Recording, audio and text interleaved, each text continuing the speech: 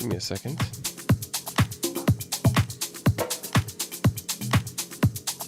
Until I get everything set up here.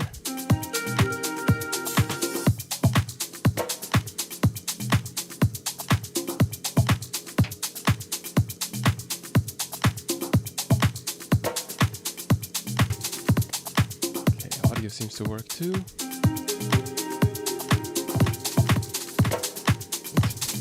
Opa.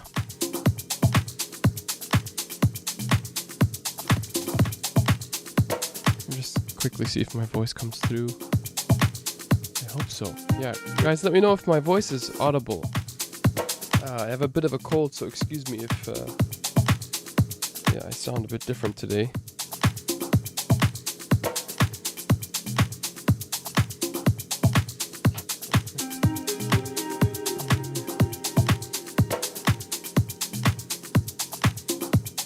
Yeah, okay.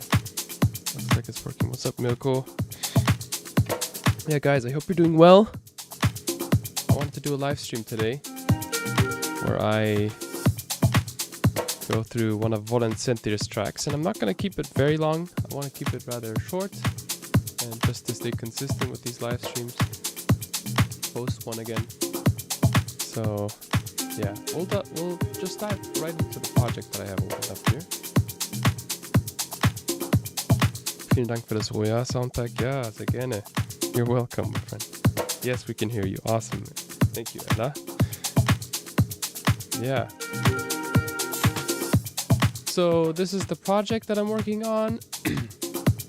I'm going to do my best to use as many samples from the newly released Roya Soundpack, which is available on LotusTunes. Just to quickly announce it, just released it on Friday. So it's a brand new soundpack for organic house, which I would say is mainly tailored to the genre of organic house or the track that you're hearing in the background, something like that. Yeah, some bonus resources, some racks, and yeah, again, I'm gonna do my best to showcase the pack, but the main focus of today's live stream is just gonna be referencing this track and doing my best to get a similar groove or get something similar to it. Hello, my man. Hello, my friend. So yeah, excuse me if I'm not gonna be so talkative today, because my voice is a bit muffled by the cold. However, if you have any questions, feel free to ask and I'll do my best to answer. So without further ado, let's dive straight into today's video or live stream. Alright. The track we're referencing today is called Straler by Volen Sentir. I don't know how to pronounce it. Straler. So let's see. First thing I usually like to do when it comes to referencing is find out the BPM of the track. If you enable the metronome, and right now I have the tempo set to 122. Should follow the beat. Right, I don't have the track warped. You see, if I have it set to a higher tempo, metronome doesn't follow anymore. Just have to find the sweet spot, or you could just Google the track's BPM.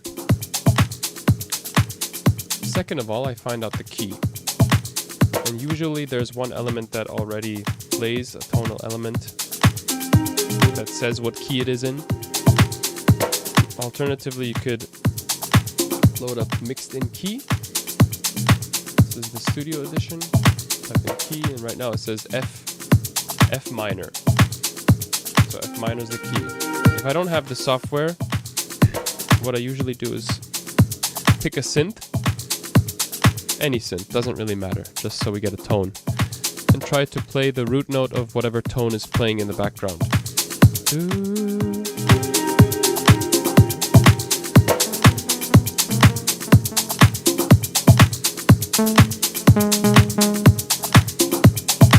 Let's play it from here so we get a better idea of what the key is. Let's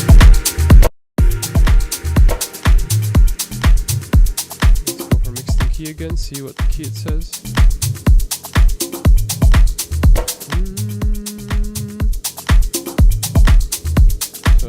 F minor, but I'm not sure if it's F minor.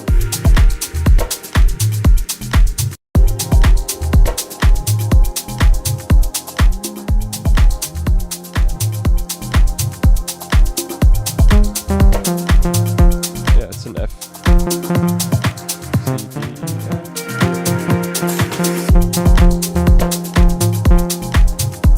Okay, so we have the key and we have the BPM, which is the most important information for referencing the track now. So F minor, sounds like it's C minor, nah, yo, everything aight. Yeah, everything aight. I'm a bit annoyed by the cold that I have now, because it got me pretty hard this time, and I assume it was because I went to the gym, even though I wasn't really fully feeling it, like my body said, but I was like, no, you go today. And yeah, ever since then I got like this massive cold, but I'm doing a bit better today, so I decided to do a stream today.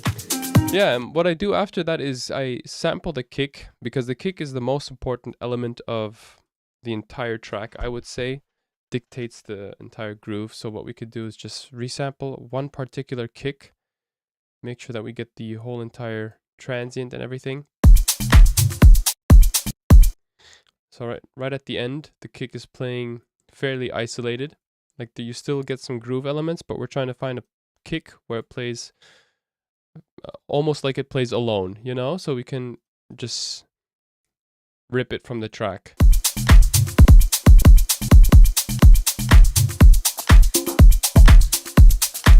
Preferably we want to get a kick that doesn't play when the clap hits. So see, this one wouldn't be ideal to sample, but this one would be okay, I would say. So we make sure we get the full entire kick with the pre-shift and whatever there is. And we can actually see how many milliseconds this is pre-shifted. So if we view at the bottom, you see duration here. That says 2. So it indicates that it's 2 milliseconds earlier. The kick plays basically 2 milliseconds earlier before the main beat, giving it like this little pre-shift effect. That's also very important to find out. So we know when to place our kick. Because in the beginning I used to take the kick from here and I would place it here, you know? So it wouldn't give the same type of effect. So what we'll do is take a fourth note like this, hit Command X, and we'll just chuck it onto a new audio track here.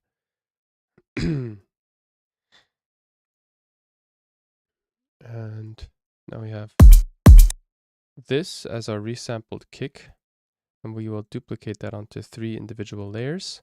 Or you know what, before we duplicate it, let's load up the multiband. And I know a lot of you have already seen me do this. When it comes to resampling kicks, I use the multiband, solo, solo, solo. You highlight all the tracks and you freeze and flatten, so you get the high band, mid band, and low band frequency pretty much split. Now, this is perfect. This is the low end. This is the mid. You see we got that percussion, we don't need it. And the high end is the click. I think there's a bit of a hi-hat sound in there too, but let's see if we can still use this as a reference kick. If not, then I'll use a kick of my own, but I'll do my best to capture it.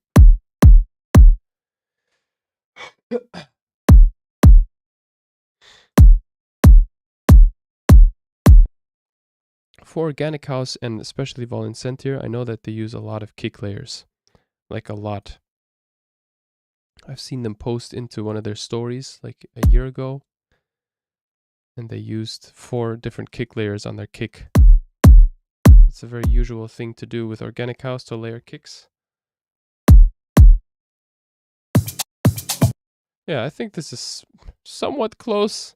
Not too happy with the resampled result because the hi-hat still is quite dominant in there, but I'll keep it for now.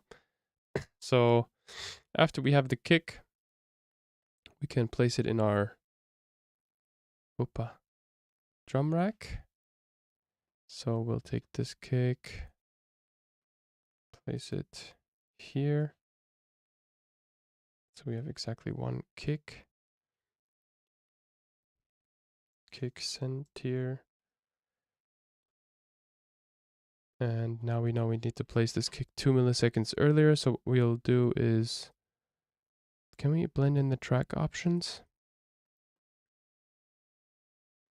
View. Let me see. Man, I'm so annoyed that Ableton hid this option now. Track options. You can't just blend it in and out. You have to do it via the mixer view now. But I guess still better than nothing. So -2 milliseconds. No, not this track. This one. We're gonna have -2. And now it should work. So we should have the kick here.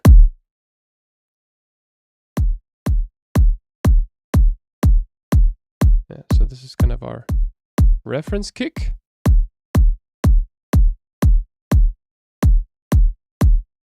-2. Okay.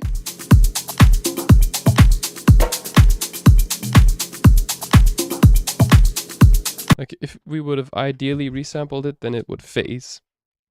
It would phase, causing the kick to kind of silence itself out.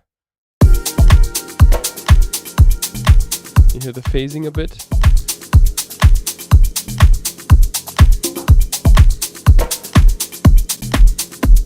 So the more phasing occurs, the more I know it's closer to the original.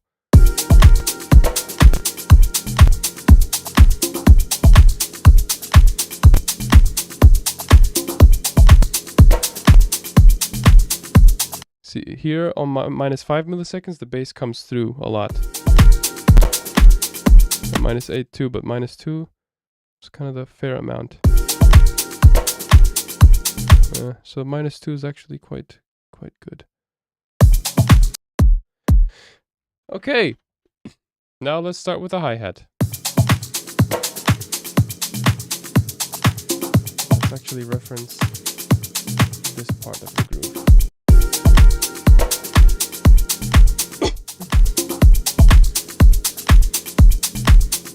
Never thought of using the multiband that way. Yeah, it's a great device.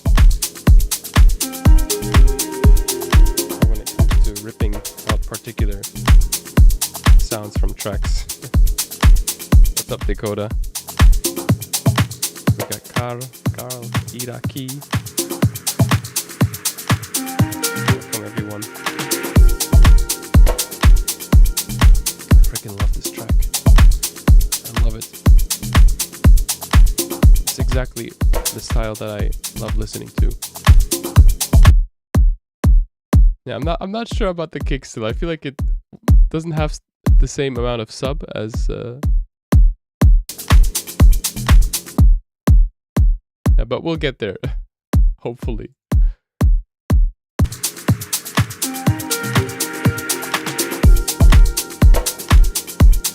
So the hi-hat is very well blended in with the shakers. Let's see if we can get like a eighth note here.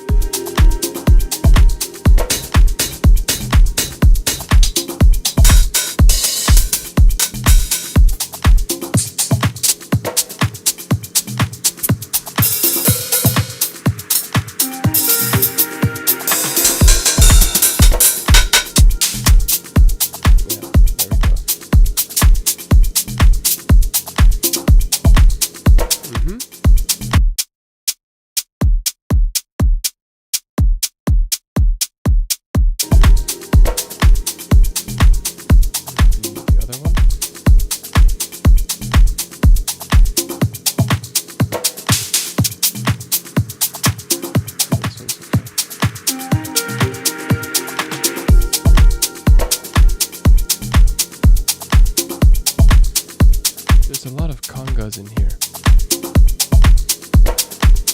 3 different layers.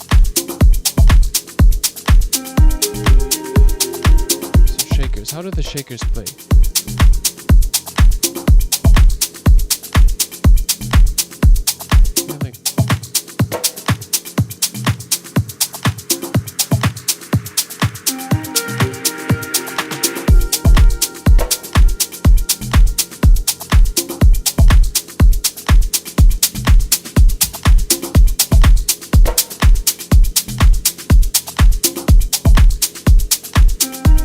Trying to find a shaker with the same similar type of accentuation.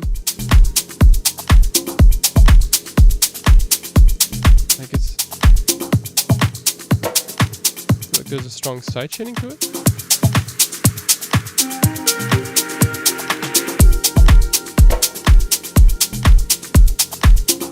Interesting.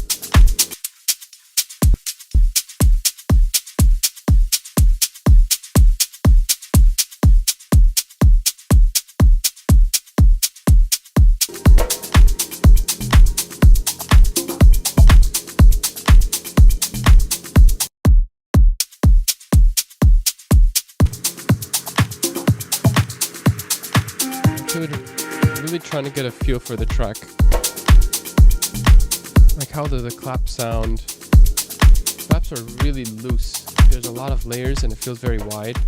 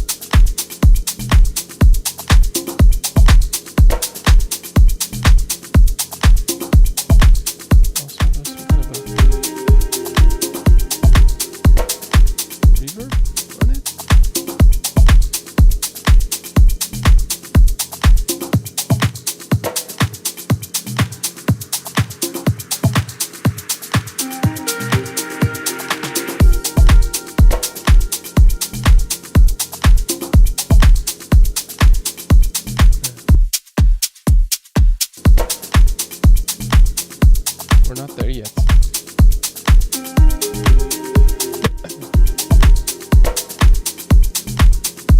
Some claps here.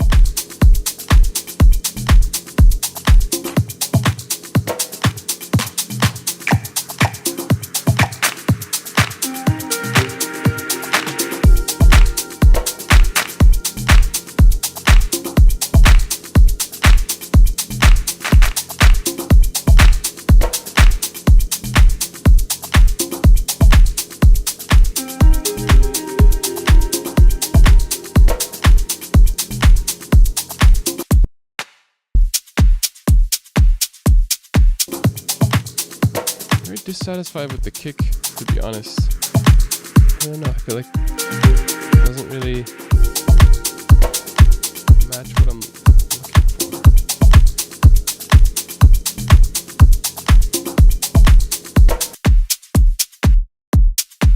Like the sub, I feel like is a lot shorter.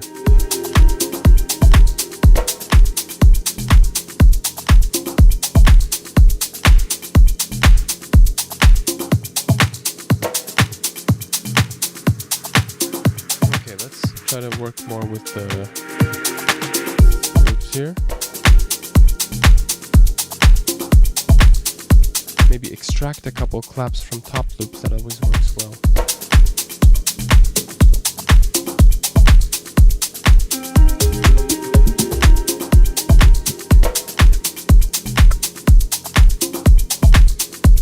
I like the shaker here.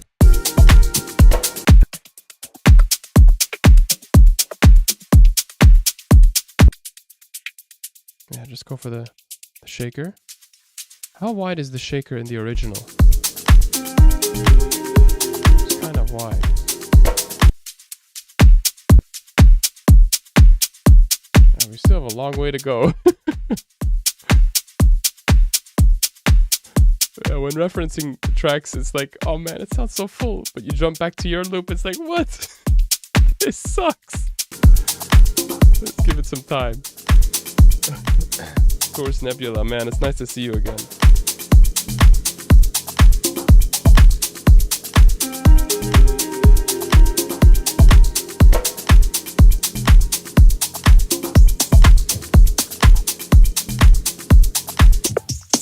Yeah, this clap is nice.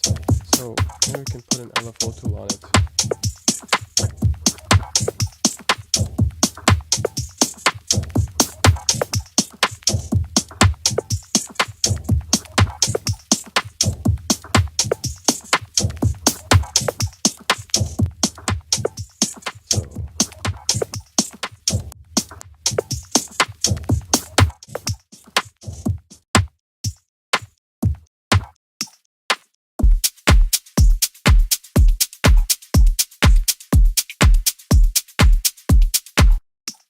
Perfect. Then we freeze and flatten. And now we make sure we only get the clap.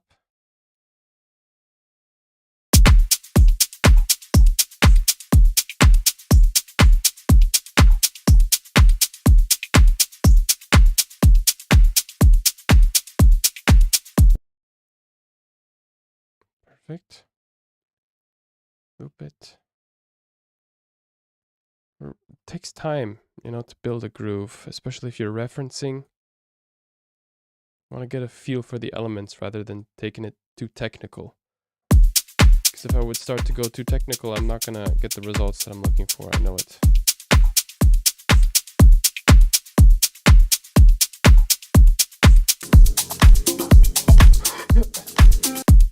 Yeah, the shakers are a lot wider, and I feel like there's also many layers to it.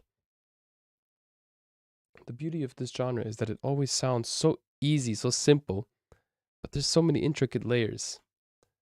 And those layers are processed very meticulously. You know, like the shakers have different styles to them, different accentuations. Some of them are placed more in the stereo field. Very, very fine genre. That's why I love it so much. So let's see where this guy plays. I think somewhere down here is the loops. Yeah.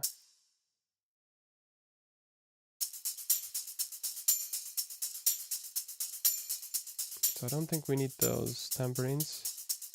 A lot of reverb here.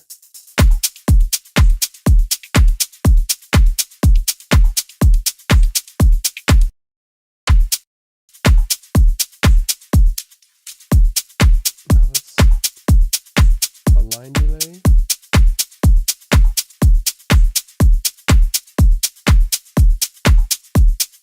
A line delay is like a stereo widener.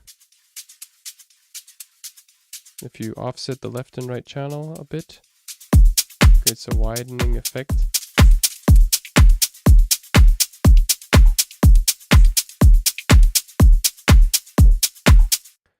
I'll just replace the kick with another one quickly.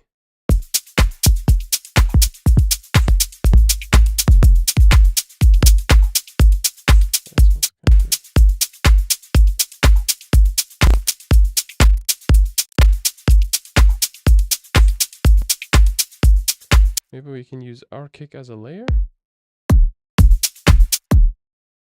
but just take out all the low end. I'm not so happy with the low end for some reason on this resampled kick. Sometimes it works, sometimes it doesn't.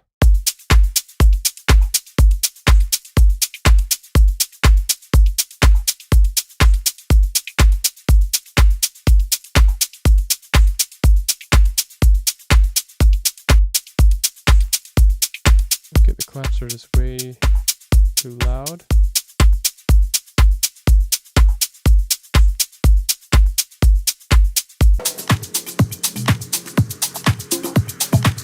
A lot of the details in the percussion here.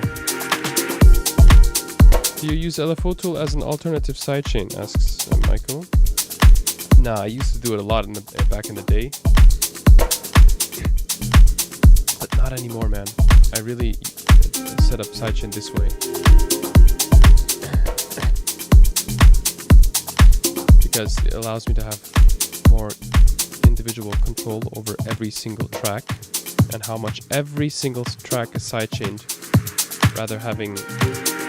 rather than having everything go into one LFO tool.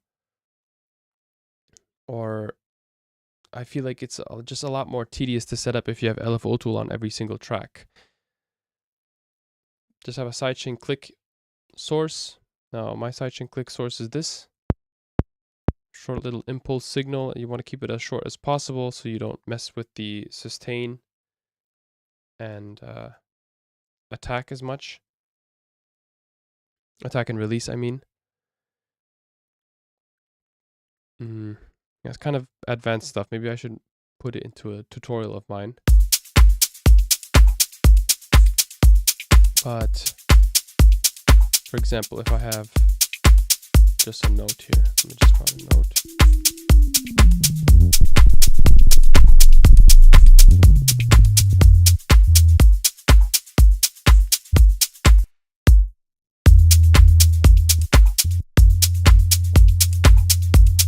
Yeah. You know, all I have to do is pull down the threshold and I'm done, rather than having to load up LFO tool. And I've had some like plugin latency issues with LFO tool as well. If you load too many of them, for some reason I sometimes get some offset. Thank you for the sub. My favorite way to do it is to use Ableton native sidechain compressor. That's just throughout the years what I've decided to go with. You get control over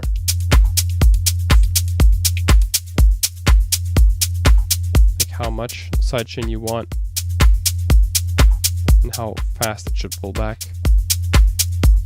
LFO tool I mainly use as a sound design tool now, not as sidechain.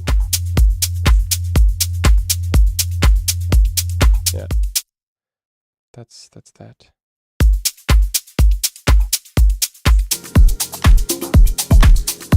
And the kick in the track is so insane.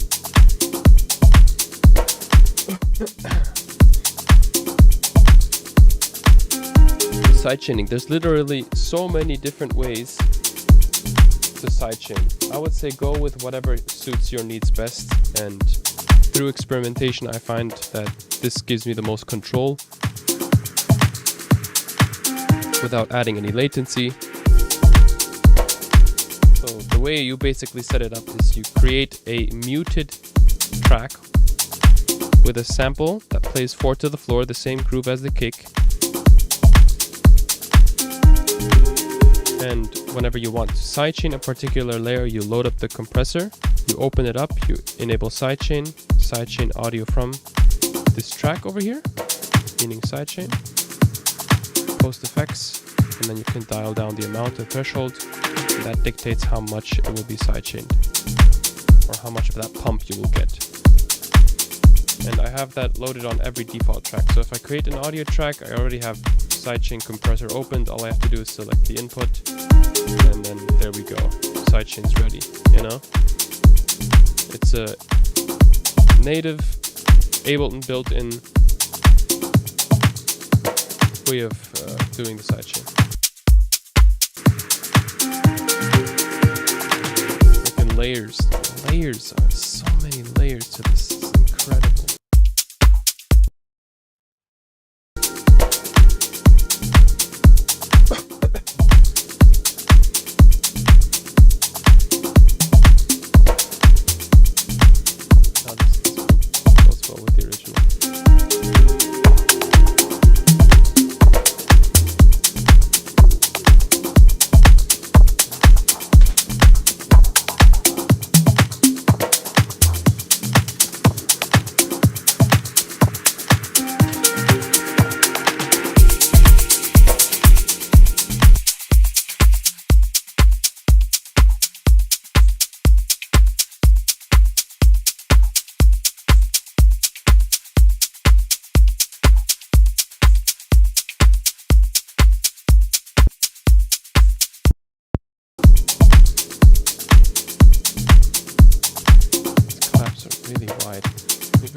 Another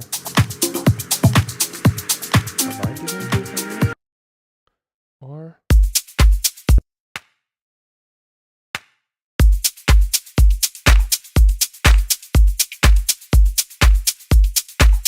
I need to open up that clap more.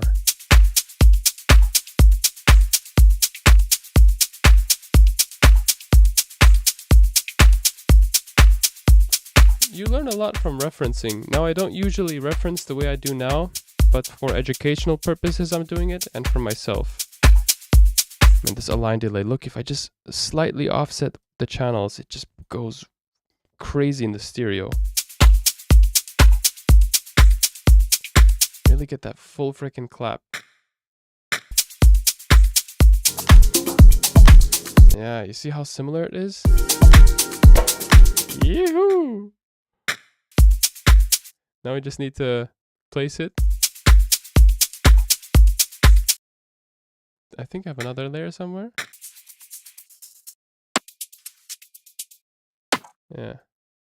So this would be like the transient clap. And this is the loose clap. It's always two layers that go quite well with each other. And the loose clap you want to chuck into the stereo field. So it sounds really, really wide and loose.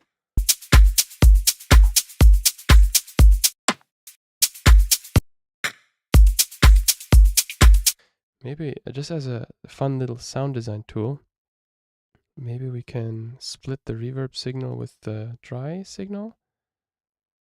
The reverb we put 100% wet as almost like it's a send effect, and then we put the shifter. So we shift the reverb down, but the original signal stays the same.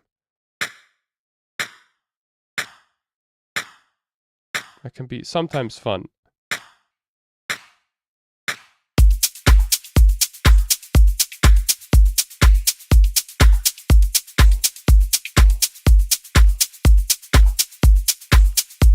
So you don't mess with the original pitch of the signal, you mess with the reverb.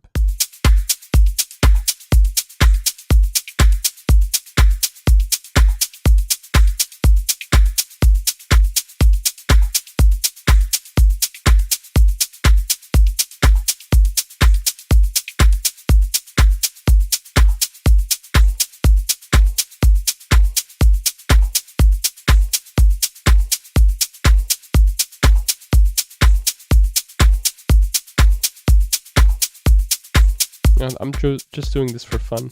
It's normally not what I do. More like a sound design X-course thing. Way too nerdy and overcomplicated. Still fun. Get some different tone to your claps. Shalom, bonjour. What's up, man? What's up, Jedek? Nature Vibes, nice to have you in the chat, man. Bro, first time catching him live and I just got to the gym. I'm leaving the gym immediately. Please stay healthy, my friend. That's so nice, man. What the heck? Thank you. But you don't have to leave the gym for me, man. What the frick? Stay healthy, please.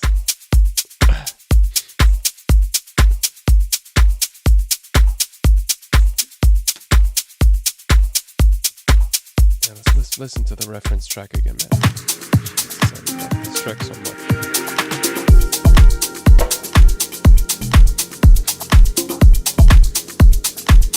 I recently found this track listening through Spotify, you know, the automatic playlist thing. And I was like, this is Volen Sentir. I've heard of this track before. Wait, no, I haven't heard of it before. And I instantly added it to my playlist. I kept listening to it over and over. I'm like, man, this is exactly the style that I love. Let's reference it. The subgroove. Wait until we get to the subgroove, man. It's insane.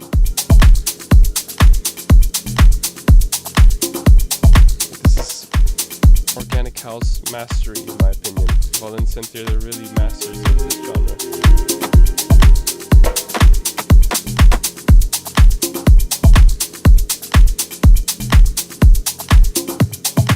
I say masters because it sounds so incredibly simple, but the layers are so intricate. Let's see if we can add this clap.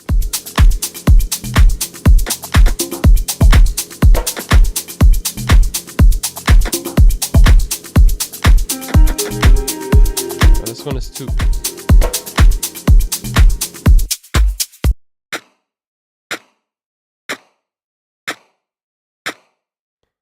Yeah.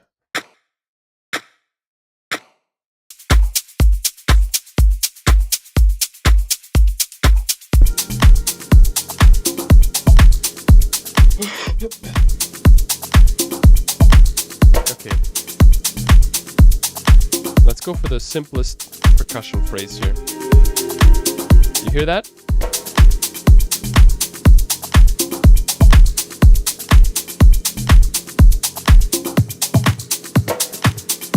That's the easiest part we can reference. There's a lot of in-between little sparkly percussion, but what's the easiest thing to find? Call and response percussion. Da-da. Oh, again? Da-da. That's a conga. Very usual for this genre. I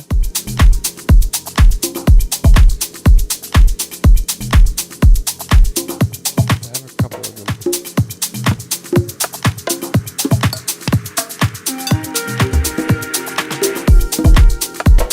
Now this one comes the closest.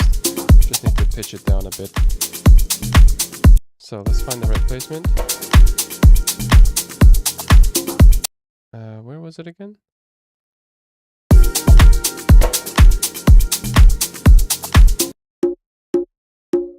want to put it on one-shot mode so it plays to the end. Oops.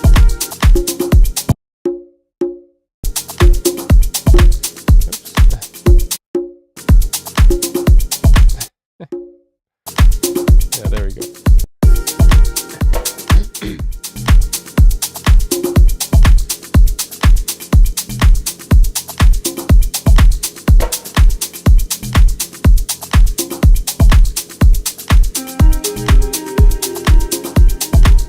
Another shifter on it. Instead of tuning it down, we can use the shifter plugin. I feel like it does the tuning a bit smoother.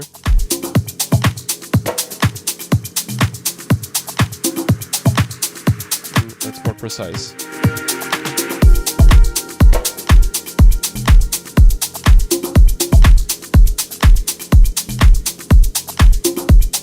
I think this is it.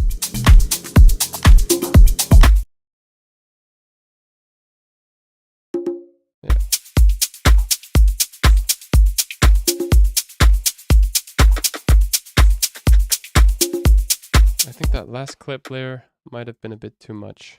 The spectrum filler one. Yeah.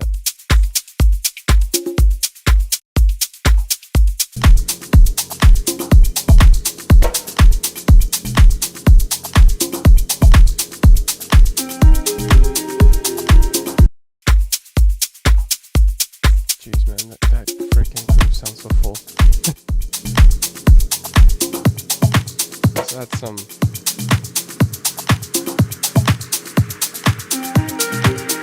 more loops and see if we can extract some elements from those loops.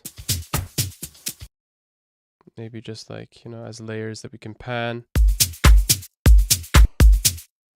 Maybe just like the high end or mid range.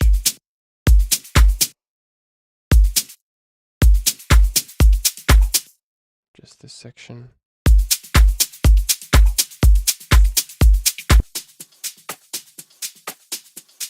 Nice little clap in here as well.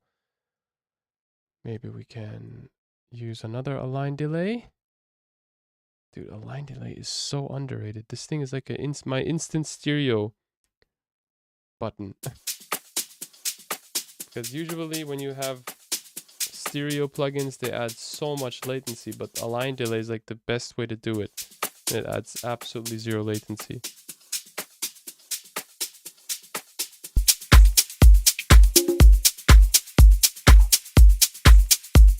We got Alchemist, the Alchemist. What's up, Dennis? Claps are fire, yeah. You need some decent chords. Yeah, we will get to them in a second, my friend. There's a double kick in there, or is it the toms? You are right. You're right, Ella. There's a double kick. Well listened. Well, this brightens up my Monday evening. Awesome, man. Bro, can you at some point make a video on sends and returns? I'm getting a lot of sends and returns requests. Yes. I should. There's not a lot of videos out there, but I find it hard to understand others teaching. You make things a lot more simple to understand. Man, thank you. Struggling with reverb, sends, and delays. Send and return. Actually, send and return concept is quite simple. So enabling option control or option command and R, you blend them in. That's the new command.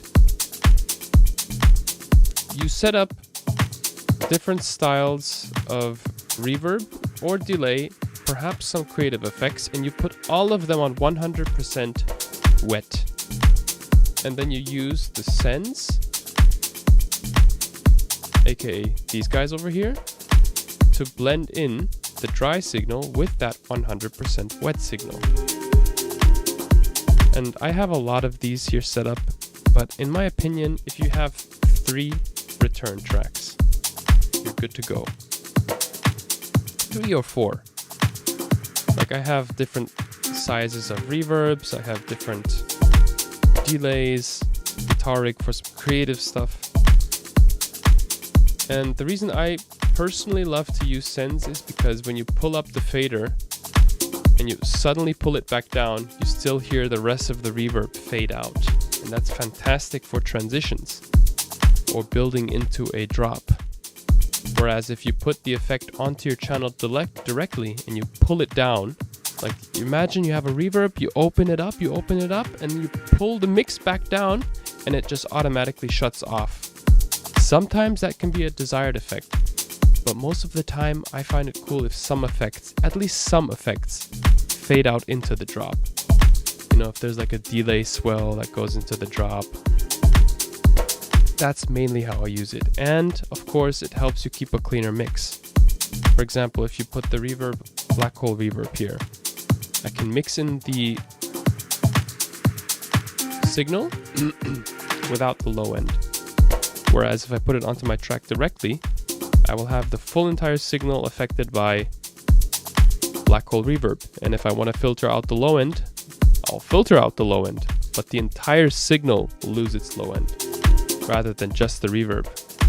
So having send effects, send and returns is very, very handy.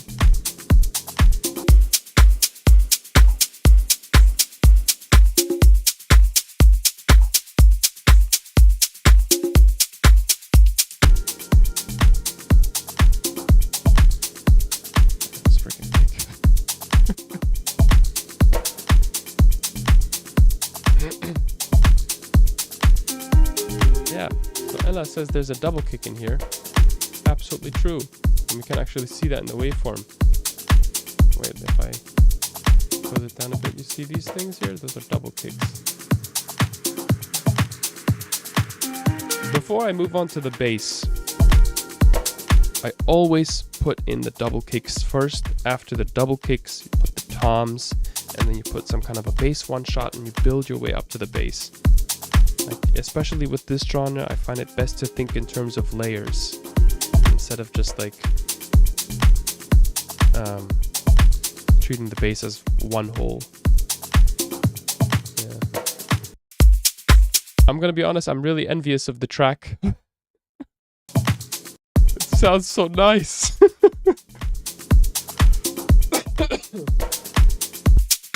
Like I just want to play it on loop the whole day. That's my current state.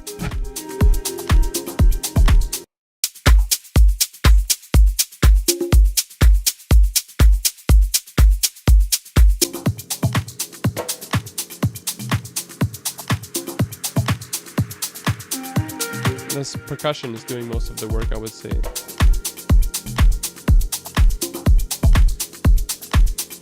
So what are we gonna go for? Double kick, yeah?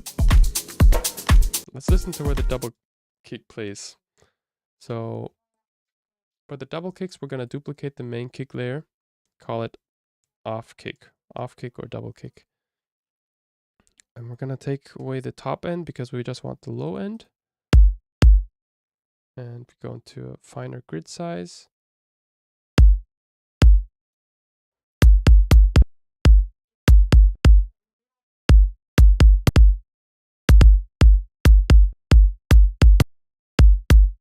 Yeah, that should be it.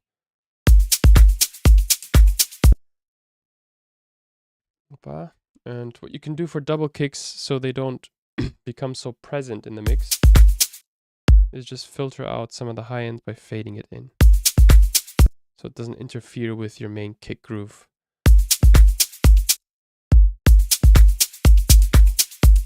And you can also, sometimes if you want to pitch them down, so it's kind of like a call and response, like de do de de do de, rather than dem da dem dem dem dem. I hope you understand.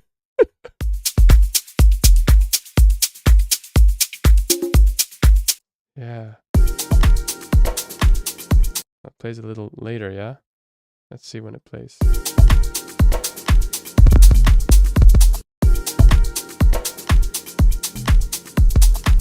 Oops.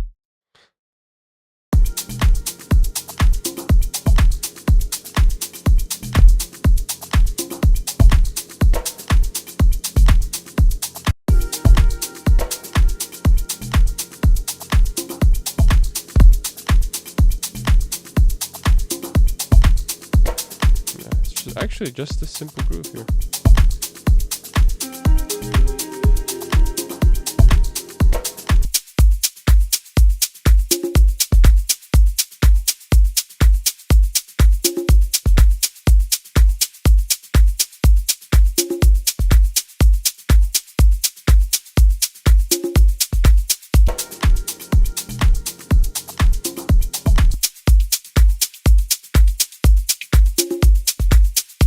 I just want to reference my shakers.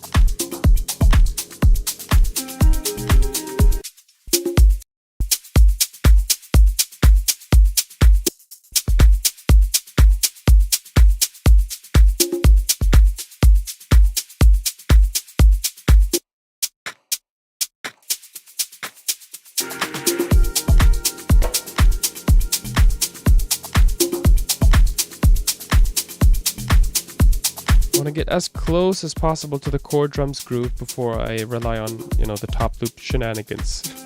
Shenanigans. I learned a new word.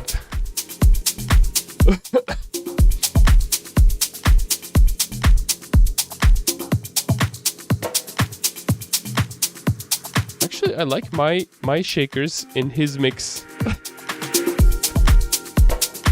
I feel like they make his mix sound wider. Or their mix.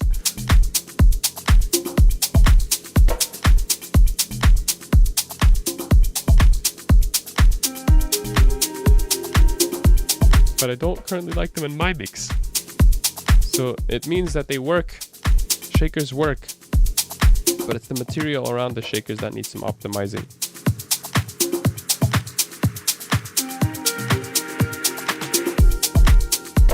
What is the material that I need to put in there? It's the percussion, isn't it?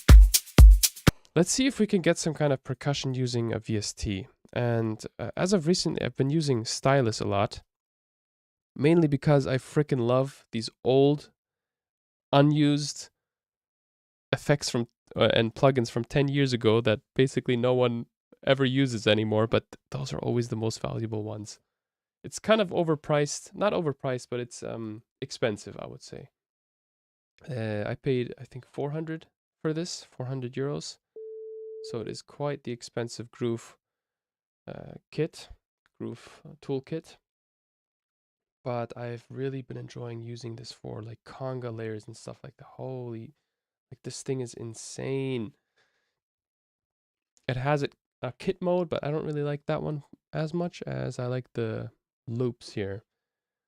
Do we have any sort of factory multis? Multis are the combination of the individual loops. Let's see what this is. So I'll sync it. Yeah, you see how much, like, if I add the percussion, the groove turns into a full groove. Especially if you have a groove like this,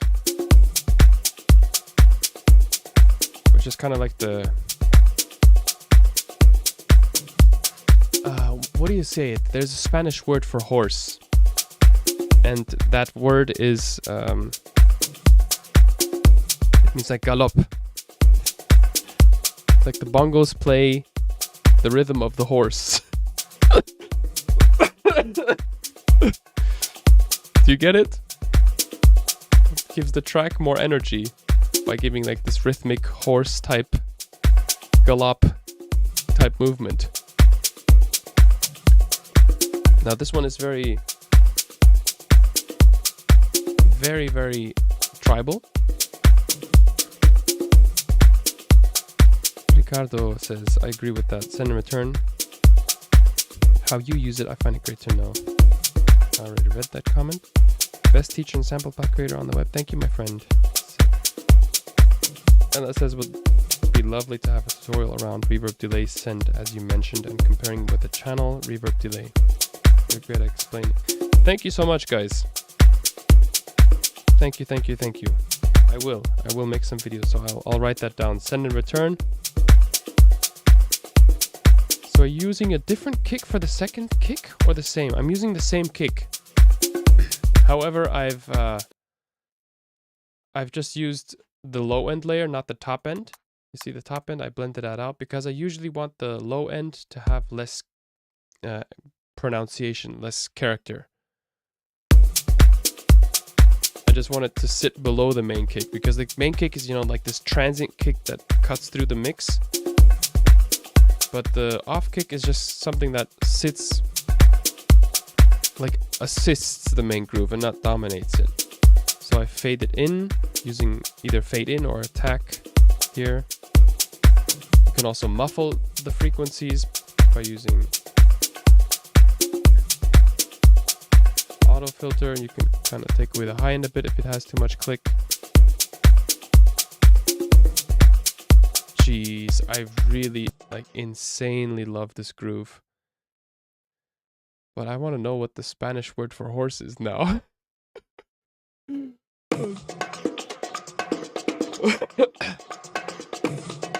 Cabalga. Yes! Caballo. Exactly, that was it. Now we got some experts in the chat here. Or maybe I'm just a Spanish newbie. Wait. So we got the... Is it caballo? Thank you for considering my request. Thank you for asking, man.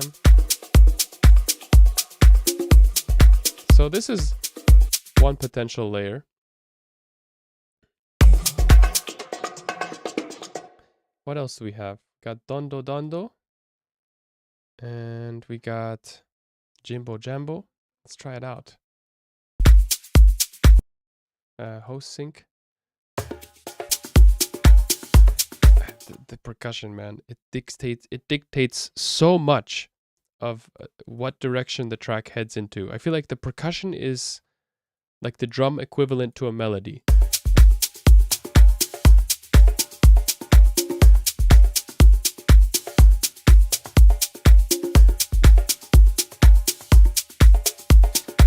And Volen Sentir, I feel like they use... There's a lot of conga action going on that you can't really fully notice.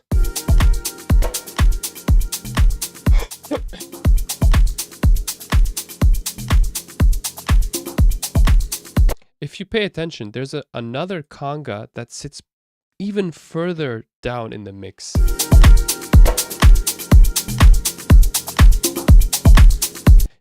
I'm gonna point it out using my fingers here.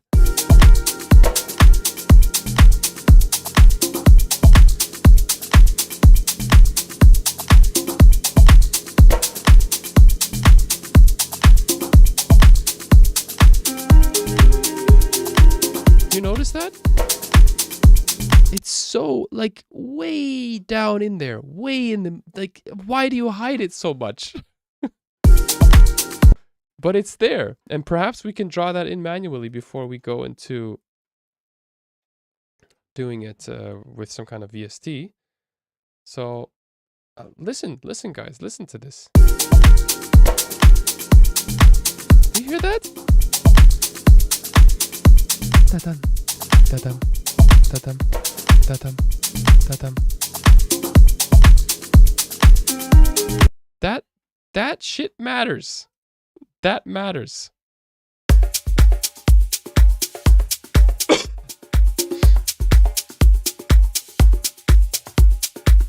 Stylus is so much fun, man. It's so much fun.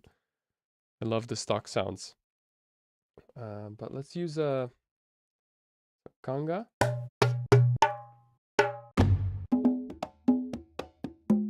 Oh yeah, that is good. That is good.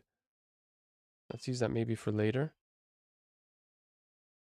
And what you could do is, if you have an entire loop, instead of using one shots, just chuck in that entire loop into a sampler where it says drop instrument here. Now I'm taking this loop from my session. You could also take loops from here, put it into slice mode, and then you get an infinite supply of congas. So let's try to draw in that conga before we go into the rest of the congas. You know, get that subconscious stuff in there.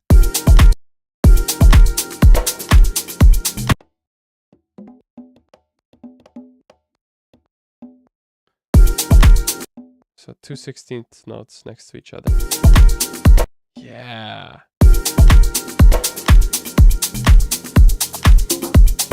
Oh, I love it.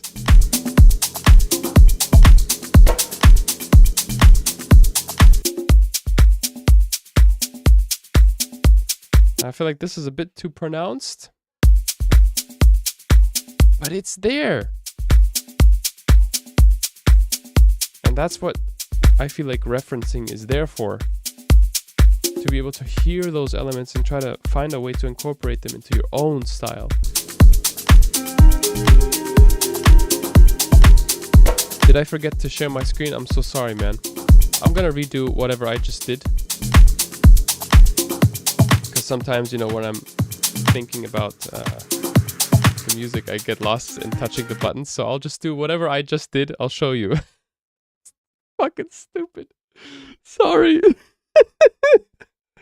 Okay. Horse equals caballo. Okay. And potato is patata.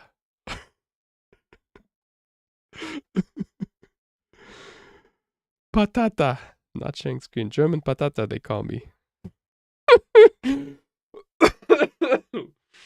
He's keeping secrets. We just have your face on the screen right now. I'm sorry, guys. Okay. So we had the conga, right? I selected this loop.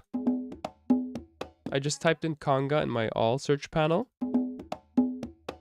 And I put that into my session here. But before I went on using it, I put that into a sampler to this track specifically. And to demonstrate, I'm going to redo that. So this is the conga track here. Underneath that, we're going to create a new MIDI track. And we're going to drag this into where it says drop instrument here. We're going to put this into slice mode, so we get each individual hit put into slice mode. Highlight a specific section, hit Command-Shift-M to create that MIDI clip. And using that MIDI clip, we will now proceed to drawing in the conga from the main track. So let's listen to the main track again.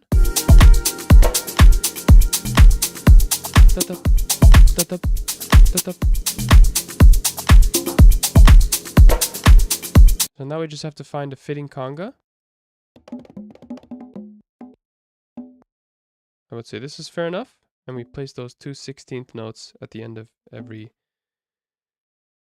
half a bar. You see? And we get that exact same groove.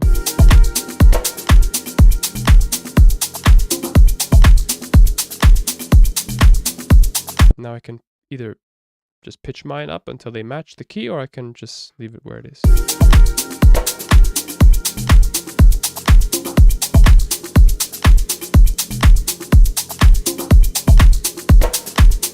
Fine tune it here.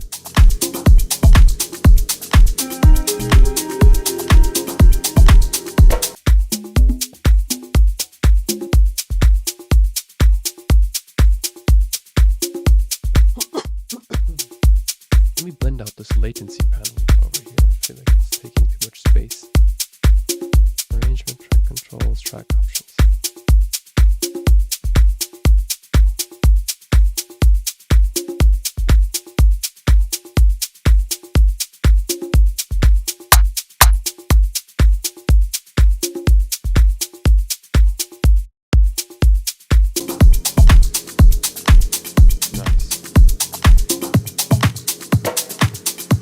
was good. Thanks, Lissandro. Shout out to Lissandro, man. This loop is hitting harder than my pre-workout. Thank you.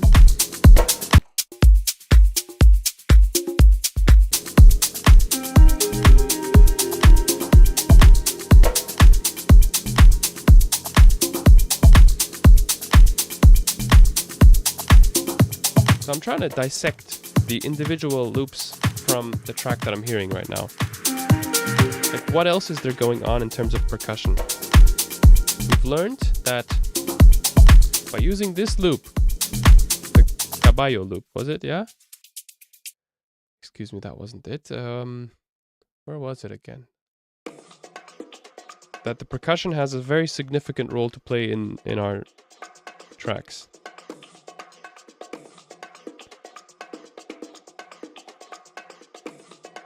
So we're gonna pay attention to the percussion of his track now to try to get as close as possible before we, add our own touch or whatever.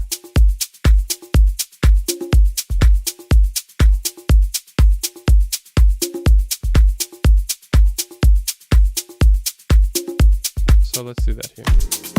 What else is there?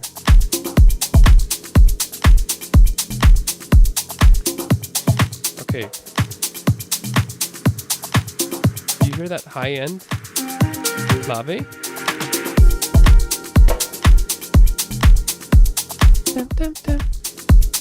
Okay, I'm gonna not forget to switch back to my DAW right now. So.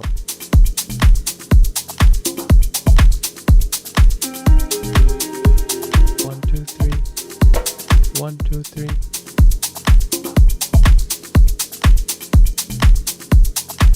Do you hear that? Do you hear it? It's kind of like a wood block or clave type percussion. And I had some laying around. But I hid them. I don't see them on my shrink, on my cupboard. So I'm not gonna record them in myself. Where are they? Wait a second. I'm not gonna search for them now. Let's just try to find a problem.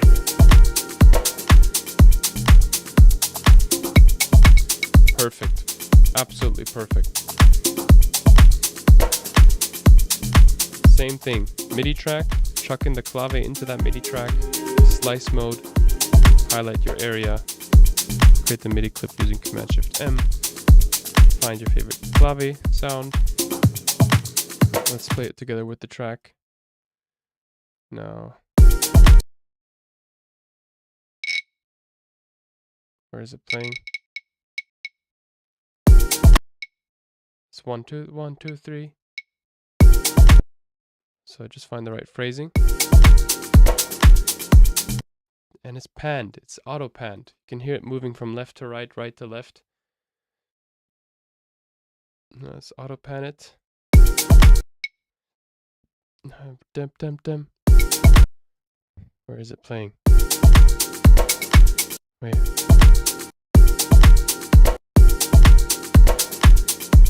Let's try to get this right here.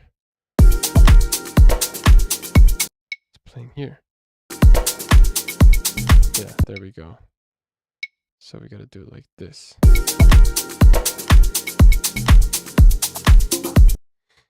Nice.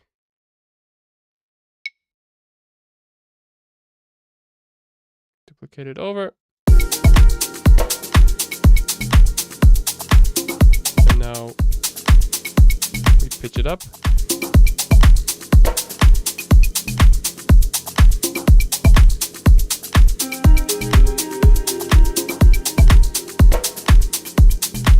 Dun, dun, dun, dun, dun, dun.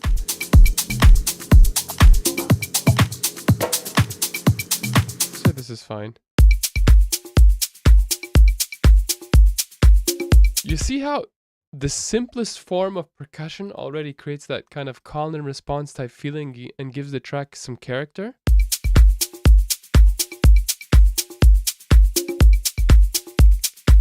And it's just like some simple one-shot percussions, but just placed very meticulously. Is that the right word? Precisely? Consciously? Like the clave and the conga response. The clave is calling for the conga to respond.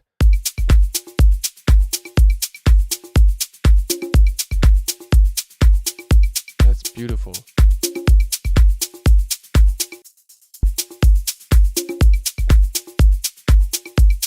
Yeah, we're really starting to get that full groove. And remember, we don't even have that caballo percussion enabled.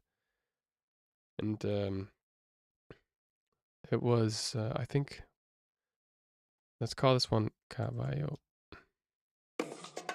Like if I would enable this, we're starting to get a whole new vibe, a whole new groove in there. Now it does mess with my original call and response.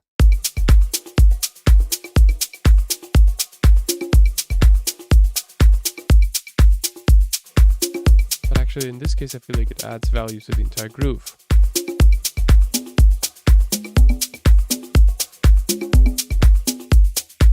And it's a lot more fun to be able to dial in those individual percussions yourself, place the call and response first before resorting to loops, because also this way you learn about groove creation a lot more.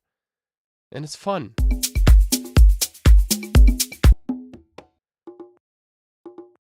And these Afro-Latin grooves, they're just such a blessing to organic house. I swear to gosh, I don't even know what I would have done without these Afro-Latin type grooves. They really make up so much of this genre.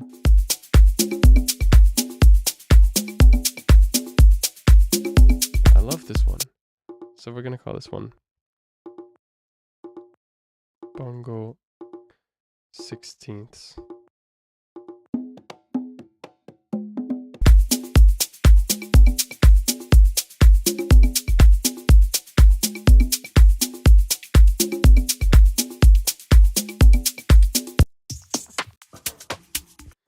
I'm gonna just look out for a couple loops and see if we can use some claps from those loops. Or find anything else that's valuable.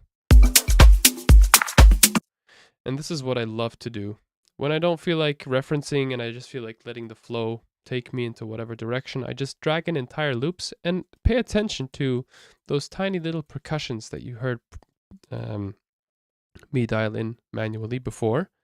And see if I can hear them out in these grooves. You hear that? You hear that? That's enough. You know, tiny little stuff like that is, you could just disperse it throughout your entire groove. That's enough. And I think when you learn that, you realize that how abundant music truly is. Like you could use any loop from any pack. And or just go into some YouTube video, type in conga or whatever, or percussion loop, go to Splice or whatever. I don't know. There's so many freaking resources out there to find sounds, and you just take a tiny little snippet and you listen to what part sounds the best. How can I distribute that in my groove? And to make it a lot more interesting, you can get creative now. You can, as I previously mentioned, use your send and returns. And if you have send and returns already set up, you don't need to create them over and over again. That's also another benefit of having send and returns. So for example, my very last return channel is Guitar Rig. I'll open it up and try to add some value to this percussion by adding effects.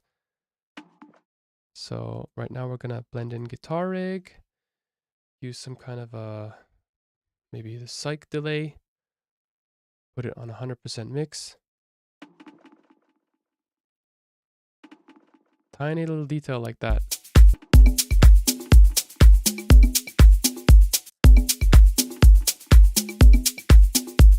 And I narrowed down the frequency range using EQ to just emphasize the percussion, because this is a top loop with a lot of information. hi-hat stuff in there. We just want to have that percussion, so we emphasize the mid-range.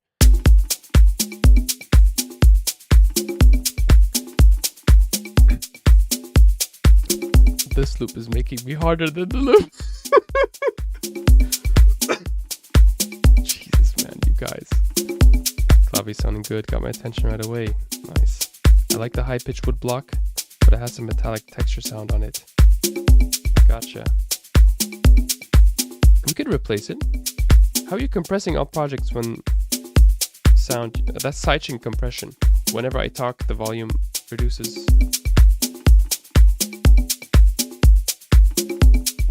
Hi Kevin, how's the mobile discotheque going and outdoor gigs lately? Hey Stein, what's up, man? Está galopando. Este vao.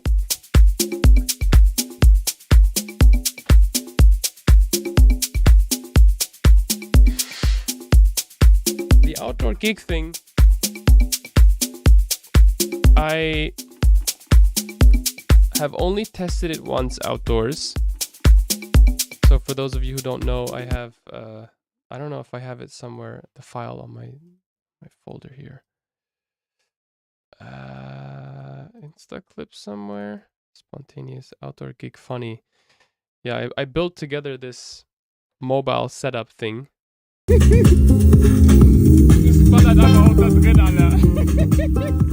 To play gigs outdoors. Also Bollerwagen-Set habe ich auch, von daher könnte man auch nur mit dem Ding was starten, Alter. Yeah, and this is my spot that I've selected, but the weather isn't as it is right now. It's slowly moving towards winter now. That was the last warm day that we got. Voice crackle there. Yeah, and for those of you who didn't see it in my last live stream, I'm gonna show it again.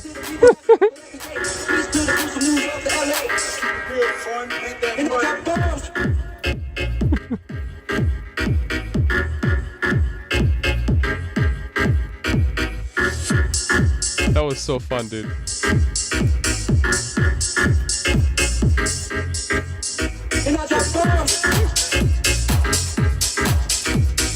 We're doing some weird ass moves here.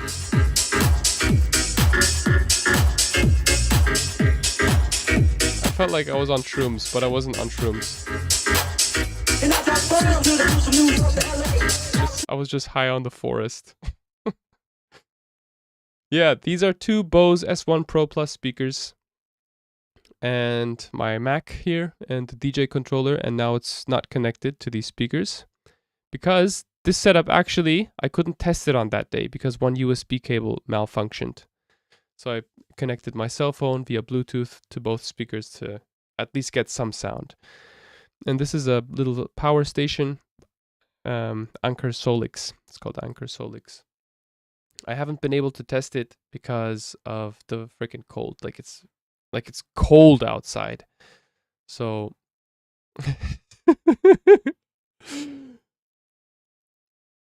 I took the entire setup to like a indoor gig once, and that was cool to have used it in like this indoor space, but I want to get back to this. But unfortunately the weather is a massive constraint. I wanted to do it despite it being cold, but it's kind of tough to navigate through forests like this when it's cold and dark and muddy and rainy. So I'm just going to have to keep an eye out for when the weather's good again, you know? But that's a little update on my behalf.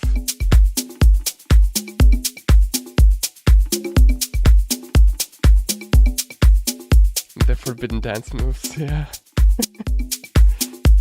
Sounds like you're getting a great sound. Yeah, the sound is good. From the speakers, the sound is great, fantastic. However, if you want to really crank them up all the way, the bass starts to distort first.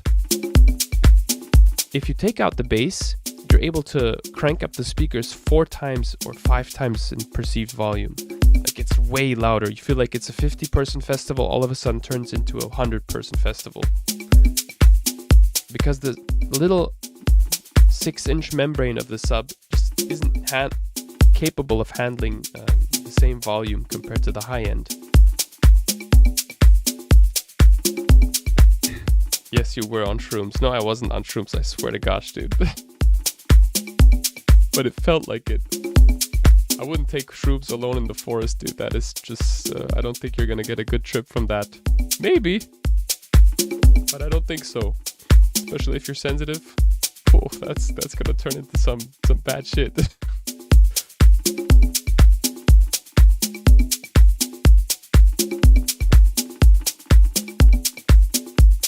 Let's try another delay here, maybe.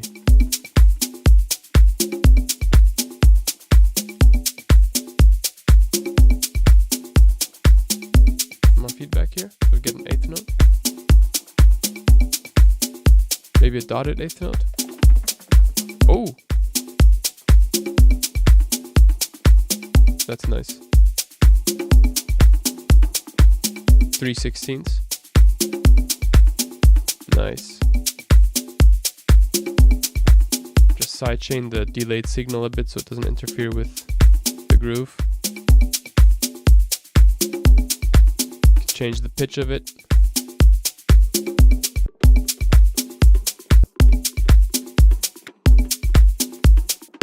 That's okay, actually.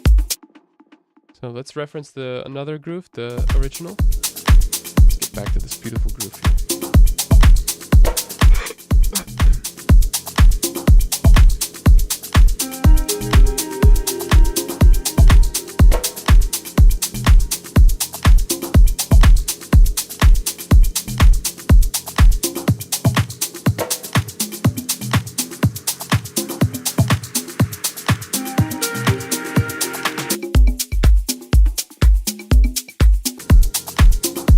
Kick has so much more weight. I need to figure out how to create these types of kicks.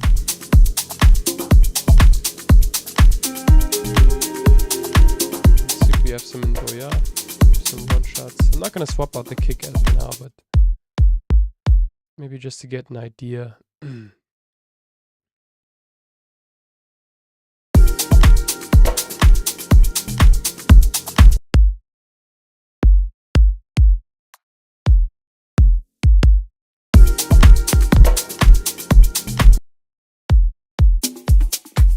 This one works fine as well.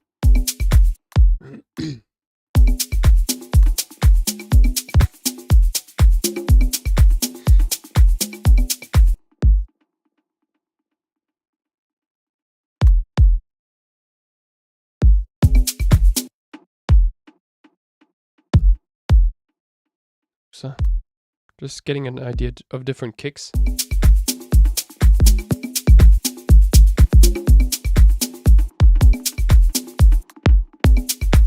All work quite well.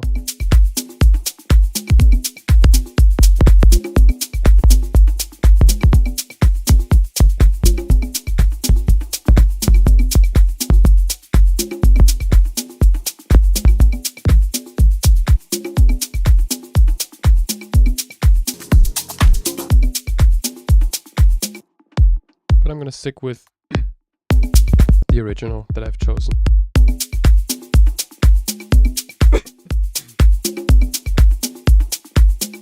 Volen Sentir really are in a league of their own when it comes to production. Yeah, man.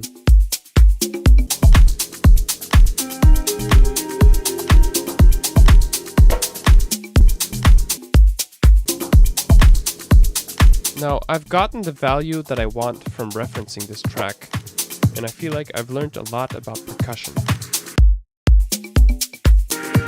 The value of percussion and the placement.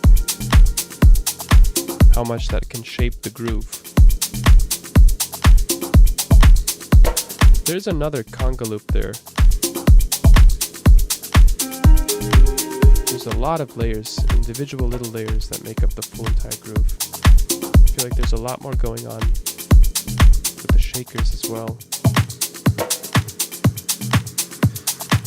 But one last thing I would like to reference here is some offbeat percussions. I'm going to place another MIDI track in the percussion channel here and use a drum rack. And this is really fun because you can just select in whatever sounds you want, one shots preferably.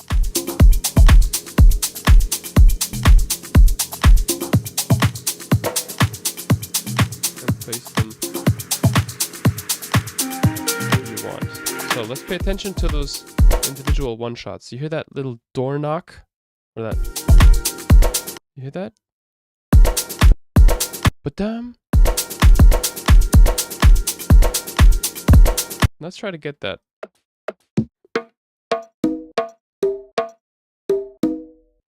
Let's try to layer these two samples.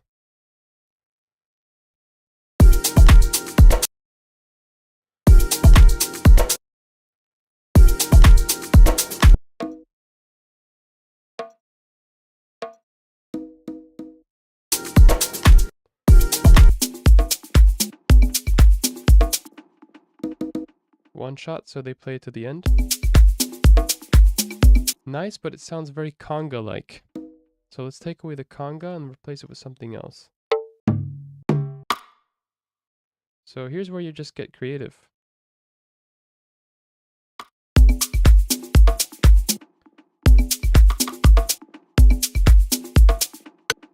Oops, I accidentally double-clicked that. I didn't want to replace it.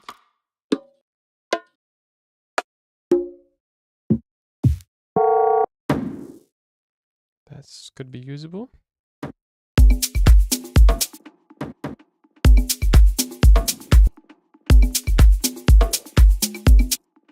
Too synthetic.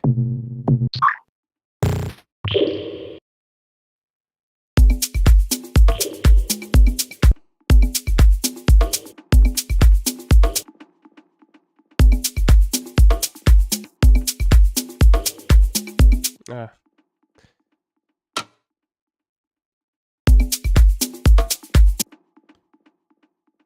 Maybe increase the volume here, the pitch.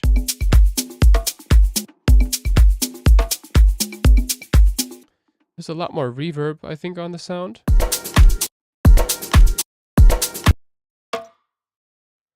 And it's a lot lower. Like a shifter. I love using shifter for pitching down the drums because you can pitch them down as a whole if you have multiple layers. And it's a lot more fine.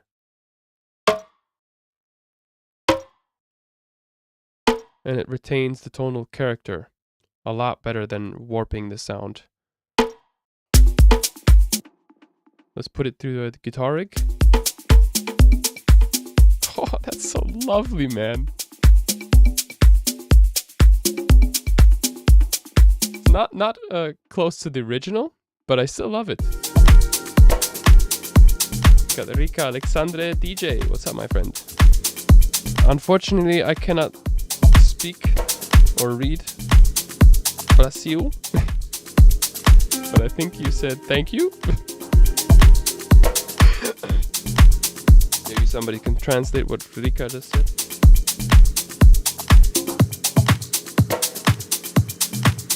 Yeah, my iPad is gonna turn off any second, so I'm gonna charge it.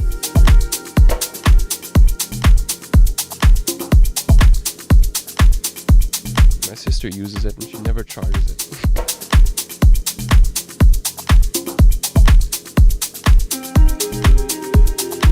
Alright. We gotta get the atmosphere, man.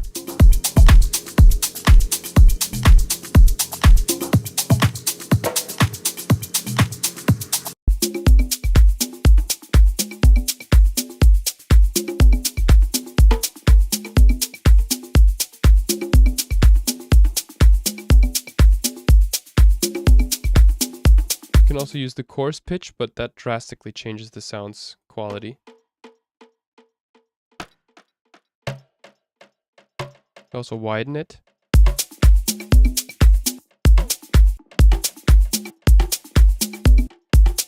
Some stereo width. Nice. Let's put the drums and percussion into here. They're already going into, and put the drum enhancer by Roar.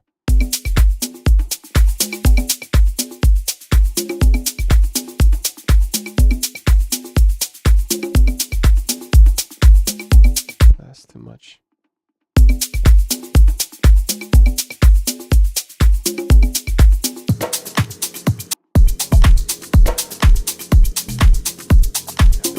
so much low-end weight to it, but it still has so much clarity. It's amazing.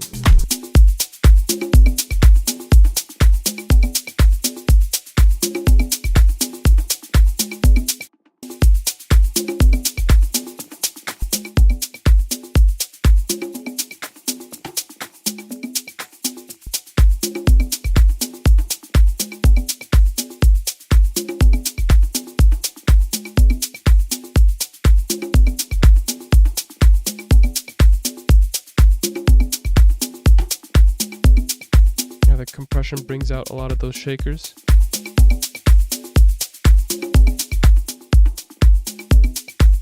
You know, I'm not gonna mess with this for now. Before I end up over processing, focus on the groove first.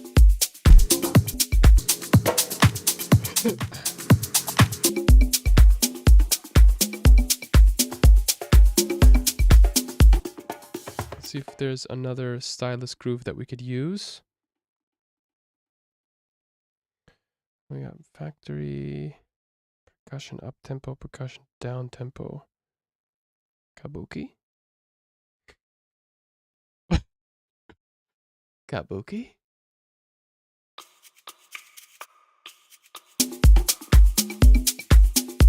Lovely. So Stylus has also these sends for every track, and different layers, and you can process these layers also differently in these panels here. Give it some chaos maybe. Okay, I don't really know what I'm doing right now, to be honest. I'm just testing out some stuff.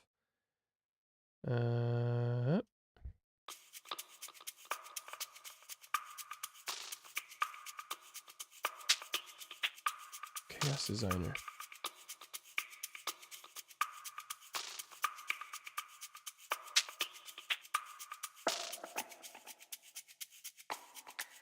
So it adds some irregularity to the sound. Very nice.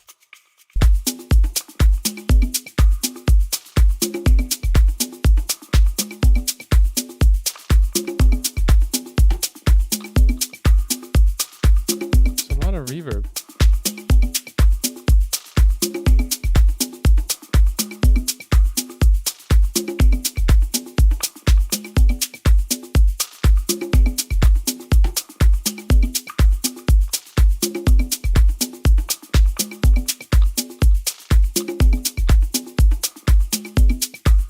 Okay.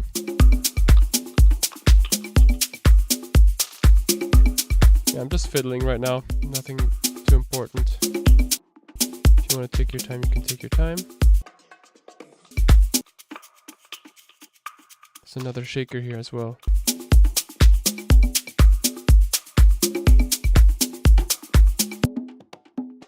Let's turn down the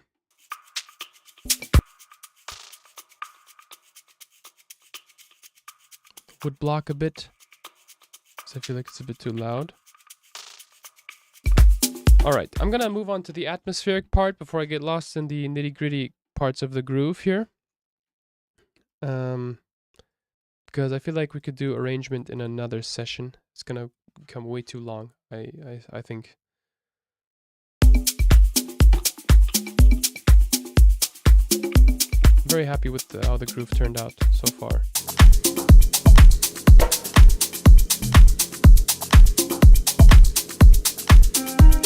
So let's add that pad, F minor.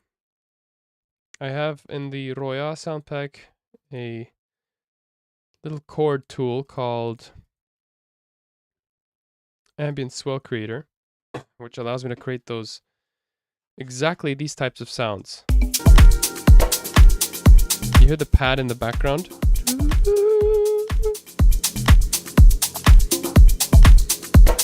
An ambient pad in the background.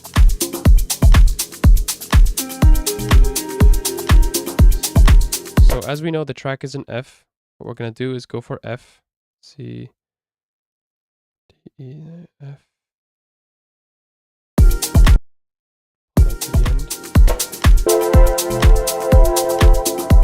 F major. Let's play minor. That's exactly it. This plays a minor chord. You just have to click the macro preset here and it spits you out a chord. Always wanted to have something like that at my disposal, like a chord tool. And for those of you who grabbed Roya or grab Roya, there's a free walkthrough video where I go through the entire chain list and how I set this thing up. Basically switches through different chain lists, enabling different chord types, and you can switch the chord types here and also automate this guy.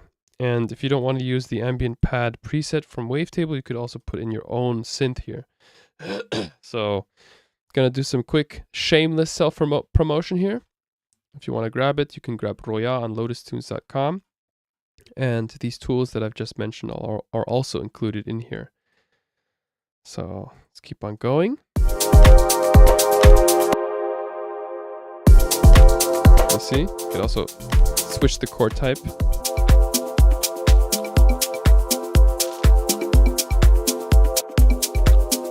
Yeah, such a vibe, dude.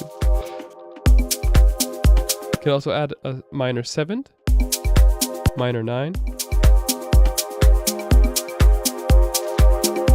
And this lo-fi is giving it a bit of distortion, stereo width, and some wobble.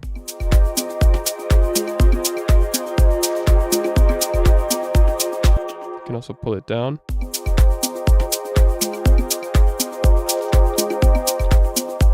Sidechain. Maybe pull it down an octave.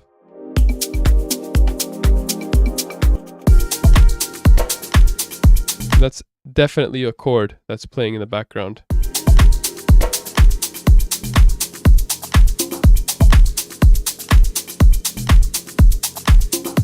Meditational ambient drone.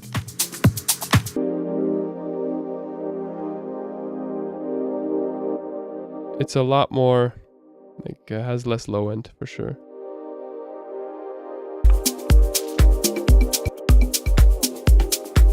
And I don't know if it has that arm add. Whoa, whoa. I don't know if it has that added harmony.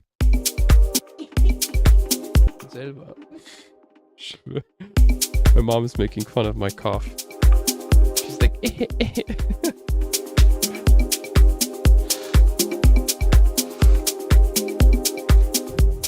yeah.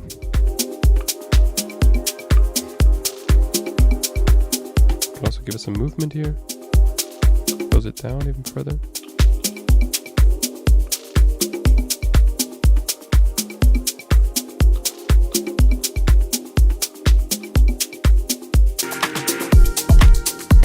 I think that's about it. Simple minor chord. Or is it a minor 9 maybe?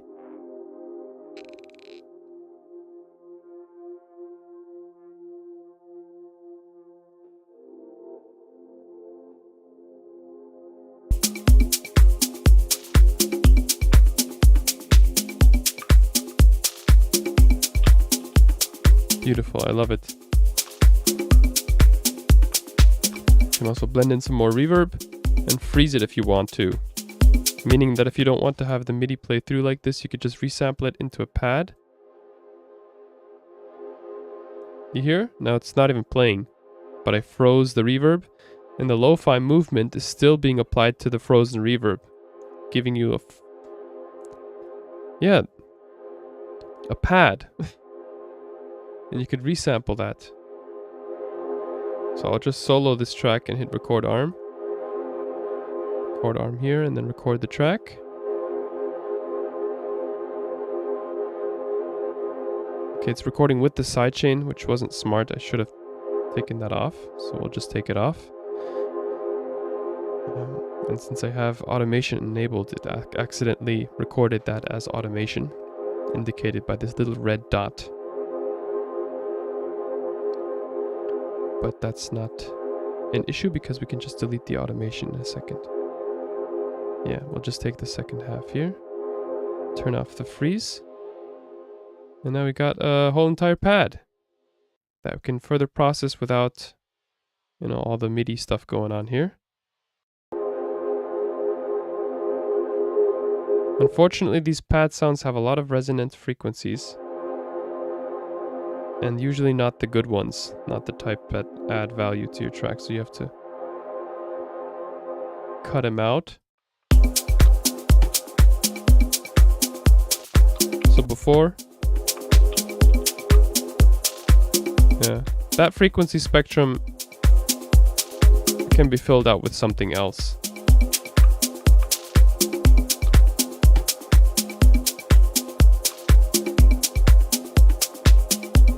And if you want to, like I just deleted that MIDI track because I'm not using it anymore. If you want to, you can use the padifier rack to create even something more dreamy. Yeah. This basically switches through different filter types. Right now it's on bandpass. What I love about the Digitact, for example, my Digitact drum machine, is that you can filter through different filter types. You can change the filter mode. Like you have a morphing filter. And I wanted to have that while having also effects on each and every single different filter. I don't know if that makes sense. You see how it switches from bandpass to high pass to low pass? Yeah. This is the stuff that gives your pads movement, which is why I call it padifier. Increase the LFO amount and then the LFO rate. You hear that? It's like wow, wow, wow. Or you could go for very slow, gradual type movement. And same thing, you could also crank up the freeze if you like the result. And you get a frozen pad like that. Yeah. It's a lot of fun. Love it. So it's ultimately like putting your pad through different chains. Now, that is, yeah, putting your pad sound through different chains that helps you get that really ambient result.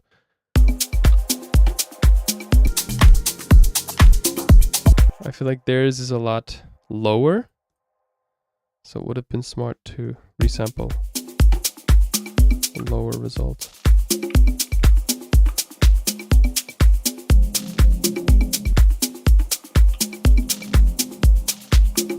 You can mix the bandpass with the high pass filter, for example.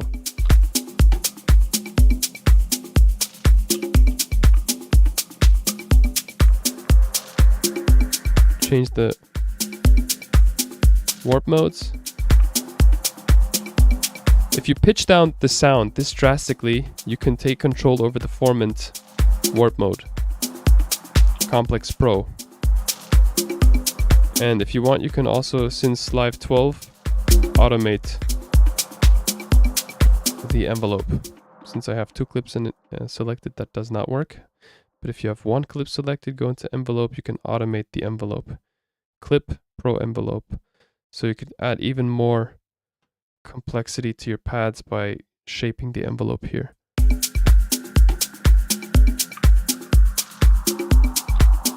Isn't that freaking cool?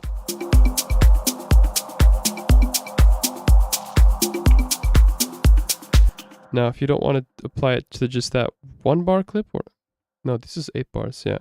You could highlight both of these, or actually we're gonna loop this one and just drag it out like that. So we can edit this one as a whole without consolidating the clip. Envelope, click envelope.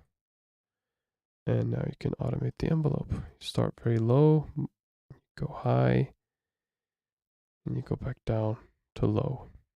23.6, 23.6. It's a very dynamic pad sound. Maybe not like the original, but it still sounds cool, you know? I just charged my chat thingy.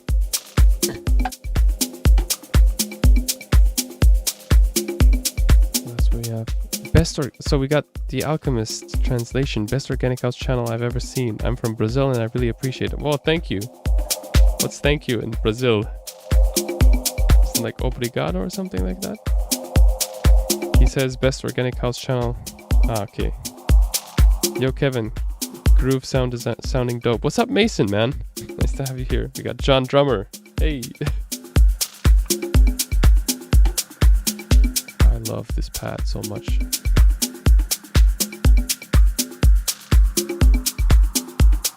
So dynamic.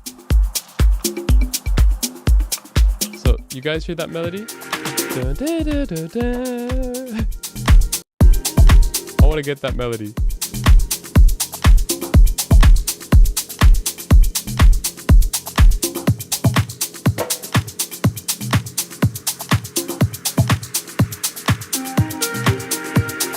Just for curiosity's sake, what if I were to take that and convert? I'm just curious to see if this will work. So I just chop that out. I right click it. I click convert. Thank you. Melody to new MIDI track. I'm not sure if this will work. Oh. Okay, it didn't work. Because there's too much tonal information in the track. Maybe I should filter that down. So the melody is usually in the mid-range to high end. So we can filter that out here.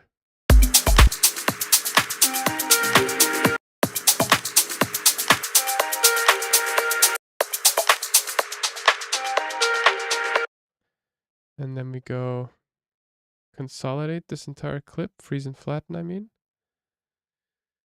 So it's rendered into the file.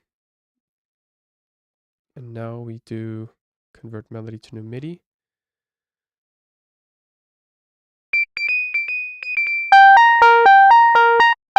Okay, you tried, Ableton. And sometimes you can get the rhythm of the melody this way, even if the notes aren't right, and then you can just change the notes. But in this case, I feel like it's adding more work than making it easy for me. So just so you know that that's an option. I'm just gonna try to replicate.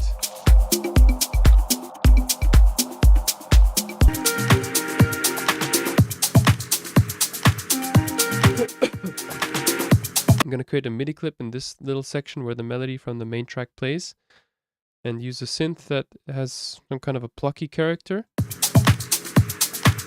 I can change the sound later. This is my default Diva patch that I have loaded by default.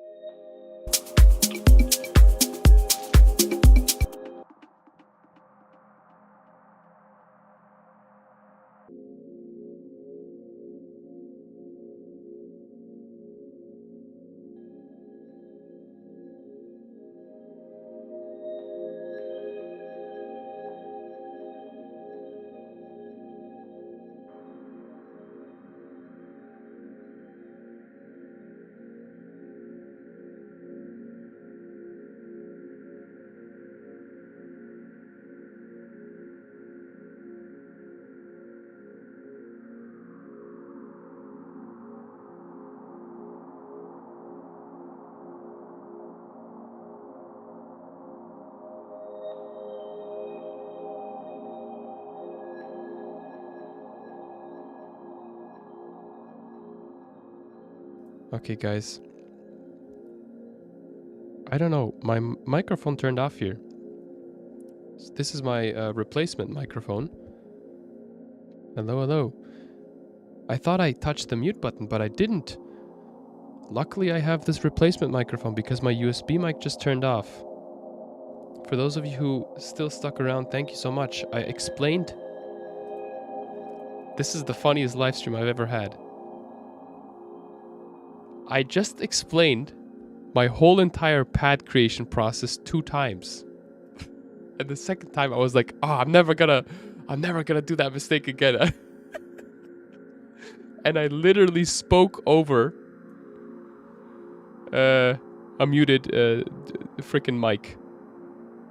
So it's smart to have a replacement microphone. Luckily, this microphone can record 2 signals at the same time, USB and also mic input.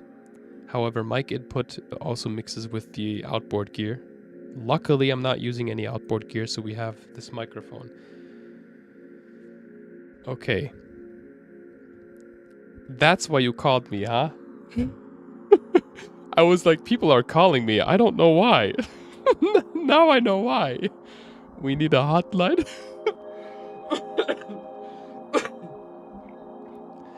Okay, guys. Thank you so much for letting me know. That's the advantage of having people in the chat.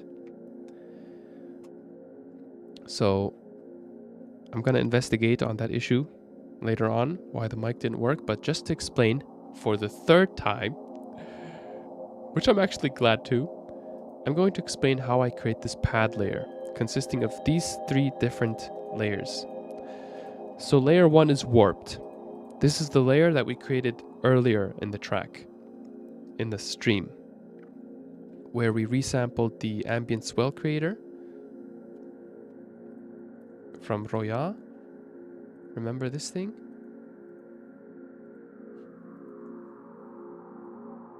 Ambient swell creator.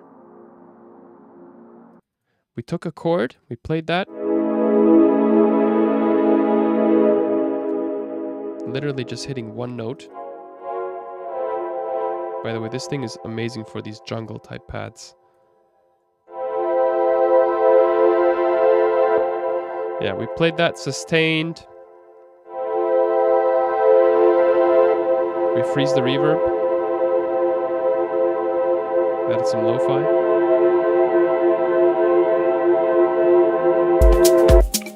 Yeah, and we resampled that into this new track. And we processed that even further with the padifier, leaving us a very textural high-end layer.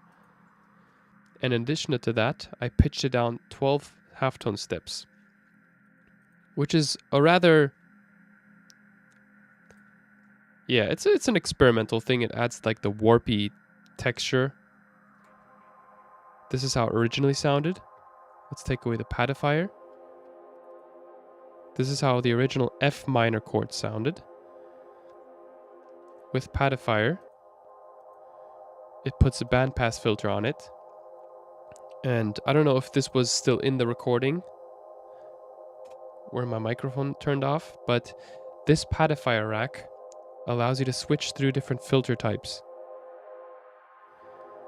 moving from bandpass to high pass to low pass. And again, I'm just repeating this part just in case. I don't know when my microphone turned off. And the inspiration came from the Digitact originally. It's a little drum machine, specifically the Digitact 2, which allows you to switch through different warp modes. And not warp modes, excuse me, filters. Meaning that you have a bandpass, a very narrow filter, and a filter which takes away the low end frequency, and a filter that also takes away the high end frequency. And morphing between those filters gives you very interesting results. And especially for pad sounds where you have a static sound playing throughout the entire track, you want to have some level of movement.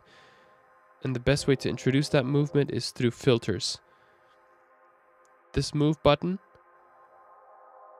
it is assigned to the autofilters LFO, meaning that the filters also oscillate on themselves, by themselves. By increasing the move rate, you hear that?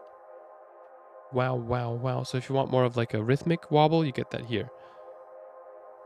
And combine the LFO with the filter type, you're getting different pads. You're getting a pad that morphs through different filter types while retaining the LFO movement. And for me, that is just lovely. And the fact that you can put that together with Ableton stock plugins, don't need some Max for Live, like weird slinky type stuff. Max for Live is fun, don't get me wrong, but just putting it together this way it's lovely and it's fun getting to rack design, and especially these macro variations. It's such a cool feature. So yeah, this was pitch down 12 halftone steps, and then we have the envelope warp mode, which basically goes up and down. This is a new feature in Live 12. You hear that?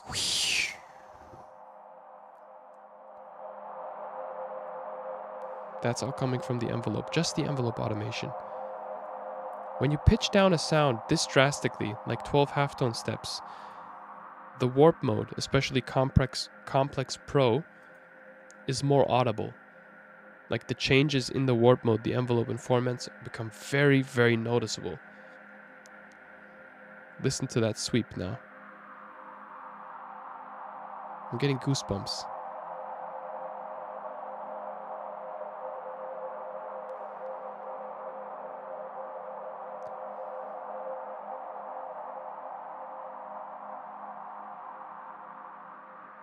Just a slow and gradual. It's amazing that even the warp mode sounds like a filter movement.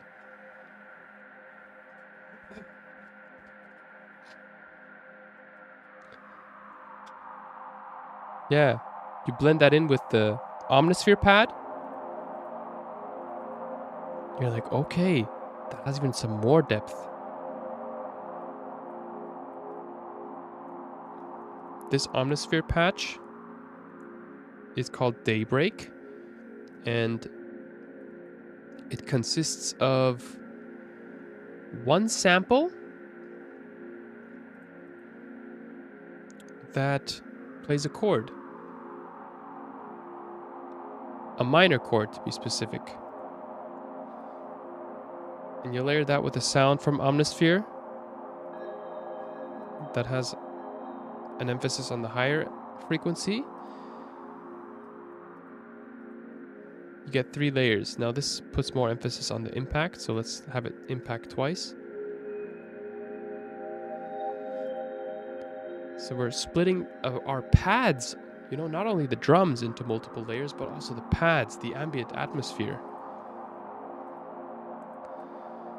And you want to assign each and every single one of these pads a role. So pad number 1 is more of like this warped, textury, ambient stuff.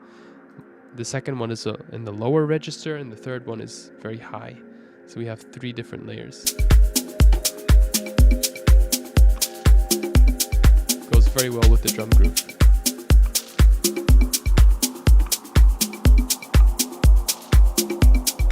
Lovely.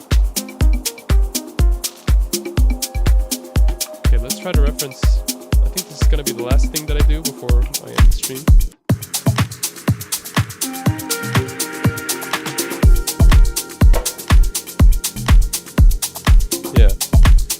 I think that was the last 20 minutes of what I just did. If you want to know anything else that I've just accidentally missed out, please let me know. Freaking A, dude. I think when my mom gave me my... when my mom brought in the carrots, I must have accidentally, with the carrot, hit the mute button or something like that, dude. I don't know what happened. I'm so happy that I have a replacement microphone, man. You have no idea. This microphone isn't sidechaining the main audio output, but it's still okay.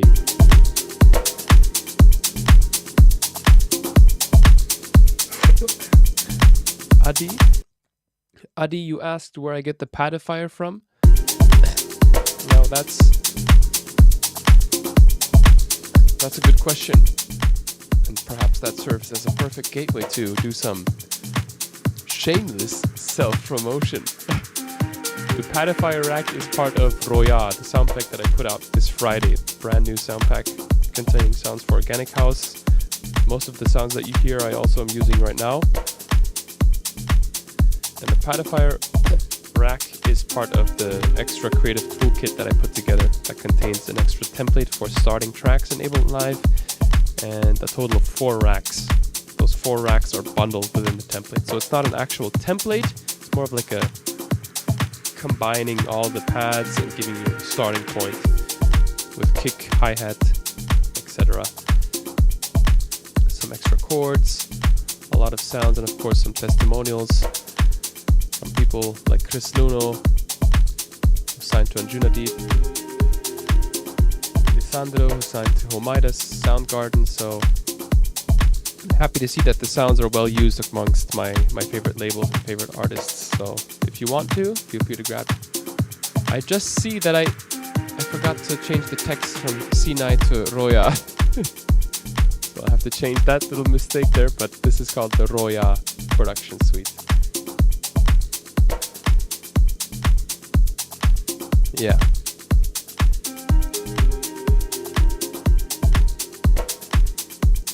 I want to get that little da da da da da da.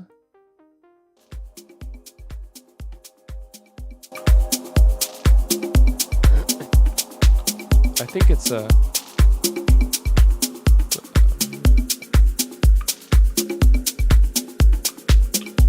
compact.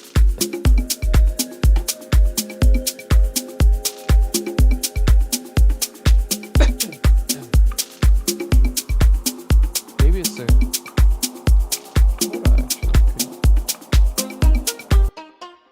it's very plucked. I don't know if that's because of the velocity. Yeah, it sounds too choppy. Can we change the release on this thing?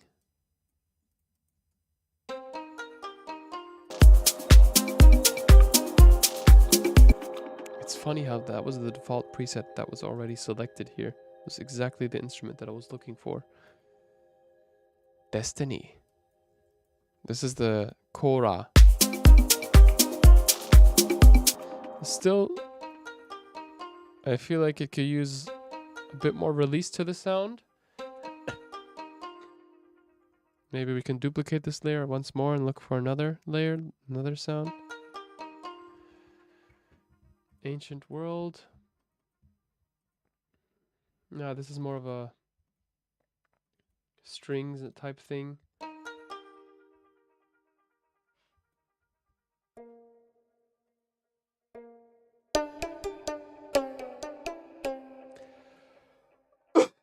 Nah.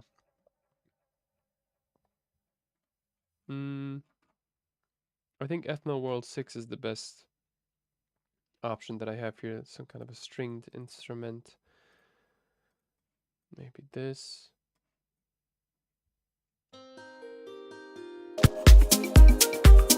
Perfect.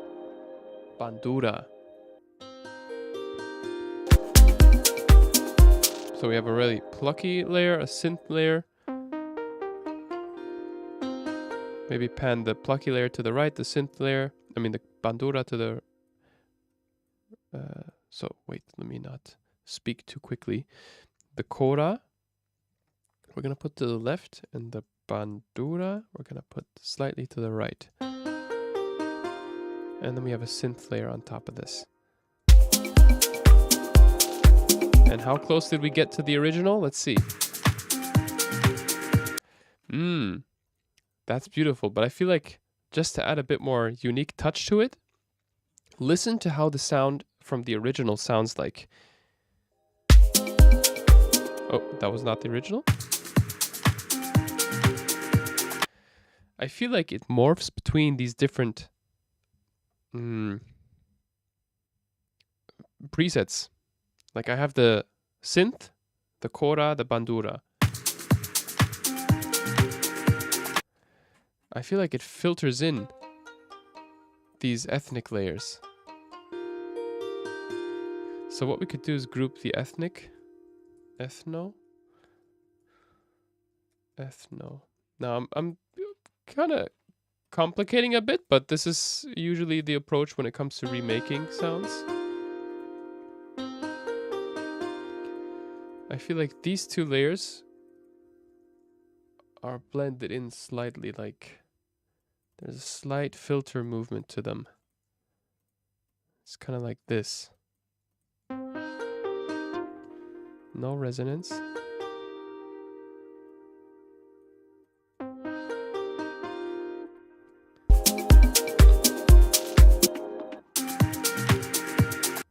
Okay.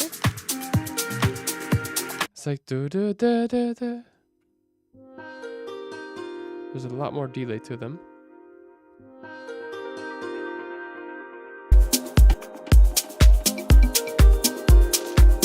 It's a very obvious filter movement though.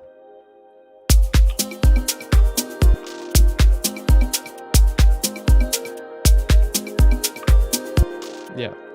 I was thinking of something particular, but I am not getting the result that I'm looking for. So I'm gonna take away the filter because I like the original sound. Lovely.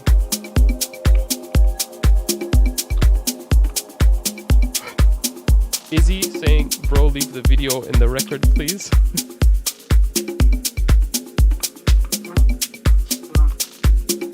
I will. Always. I'm not gonna gatekeep this, man. Although I've been thinking of streaming. Yeah, I've been thinking of like ever since I released the Roya sound pack. I'm like, what else can I do besides just sound packs? Because I feel like I can do a little more than just sound packs. And of course, you know, making music of my own, but other ways to propel the business forward.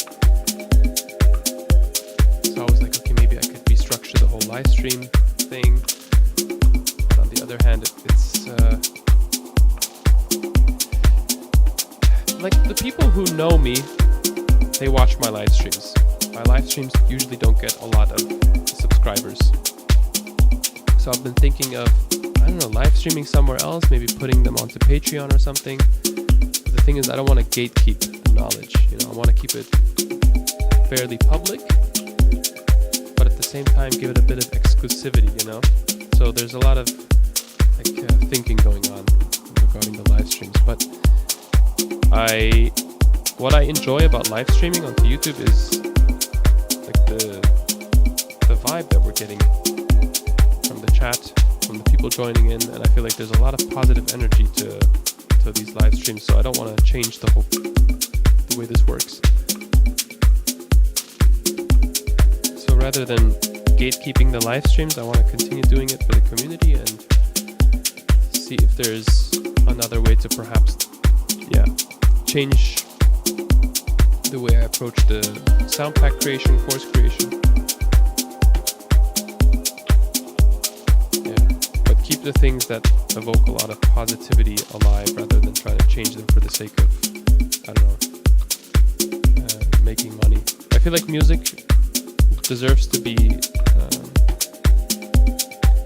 monetized, especially if you put in a lot of effort into making it your daily life.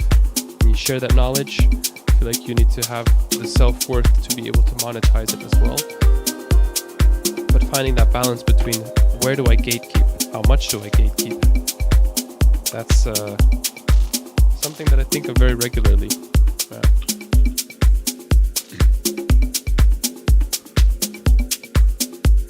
Because there's a lot of people out there who's like, he gatekeeps, he monetizes himself, he's just making money. I think that's totally wrong. I think artists, they dedicate their life, literally their life, to making the most out of their craft. And they deserve to be monetized so they can make more time for this craft that they have and spread it throughout the world. No, but it's the artist's responsibility to also keep that going and know how much to monetize before becoming like this business or something. For me, that balance has always been kind of a I don't want to say struggle. Struggle is the wrong word, but it's certainly a challenge. Yeah.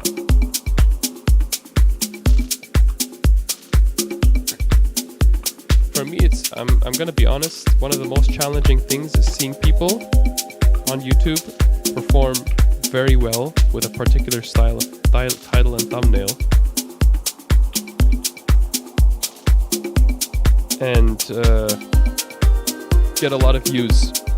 Then my brain goes like, okay, I can do that too, let me try that too. But then I start, being somebody that I'm not, and I feel like I'm not really transmitting the knowledge that I would like to transmit. And these live streams are, for me, the most authentic and genuine way to just show myself, Of course, it's a very long-form content and maybe not the best for getting a lot of reach.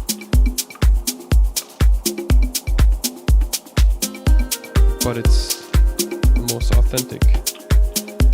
So finding that balance is definitely key.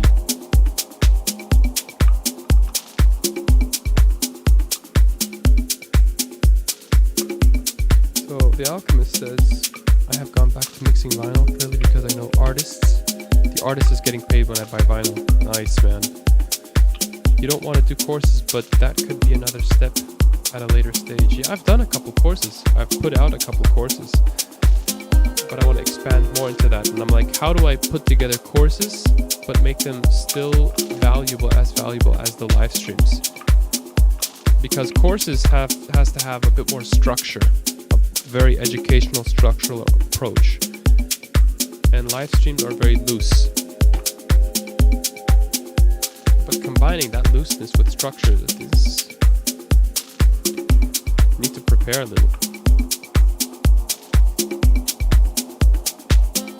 I would say today's live stream definitely had equally as much value as a course that I would put out. Even more, I would say, regarding the groove design. But as of this point, I need to transition from this loop to a full track. And perhaps I could turn that into a course. Who knows? You just gotta find your ways. Yeah. Listen to the subgroove in this track, guys.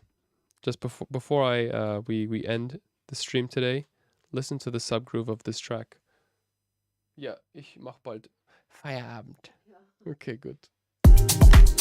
Listen, just before you think this track is at its peak, listen to the subgroove that's inside here. Just want to play this, and I do not care if the stream gets copyrighted. I want to keep it alive, the stream, keep it on YouTube, but listen to the sub.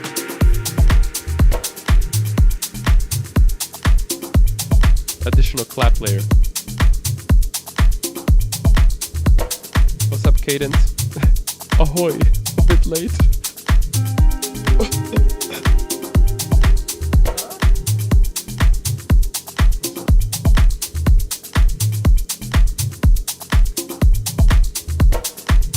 You know what I might do? I think I'm gonna take today's live stream,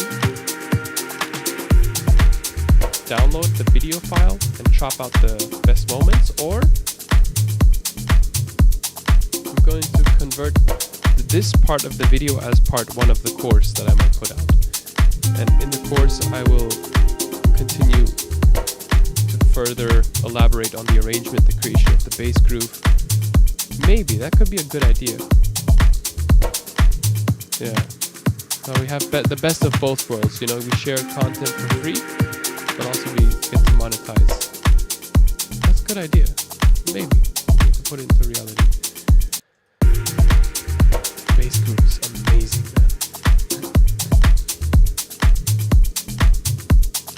Anyway, guys, thank you so much for tuning in. I hope you enjoyed today's live stream.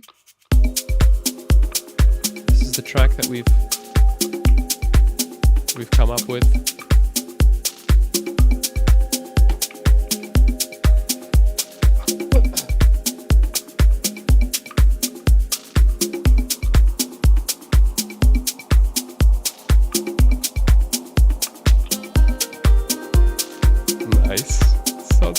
picture it.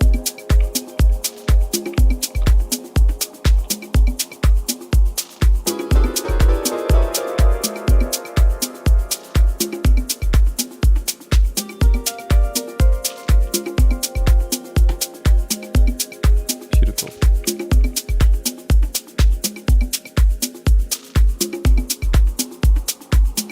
Yeah, before I end the stream, LotusTunes.com. Find the sounds over here. Okay, guys, have a blessed week. Thank you for sharing your knowledge, says Ella. Thank you for staying tuned till the end. The first one and the very last one.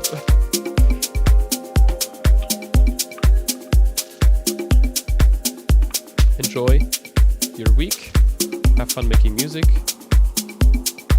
And pay attention to them percussion grooves, because they're really important. Okay, guys.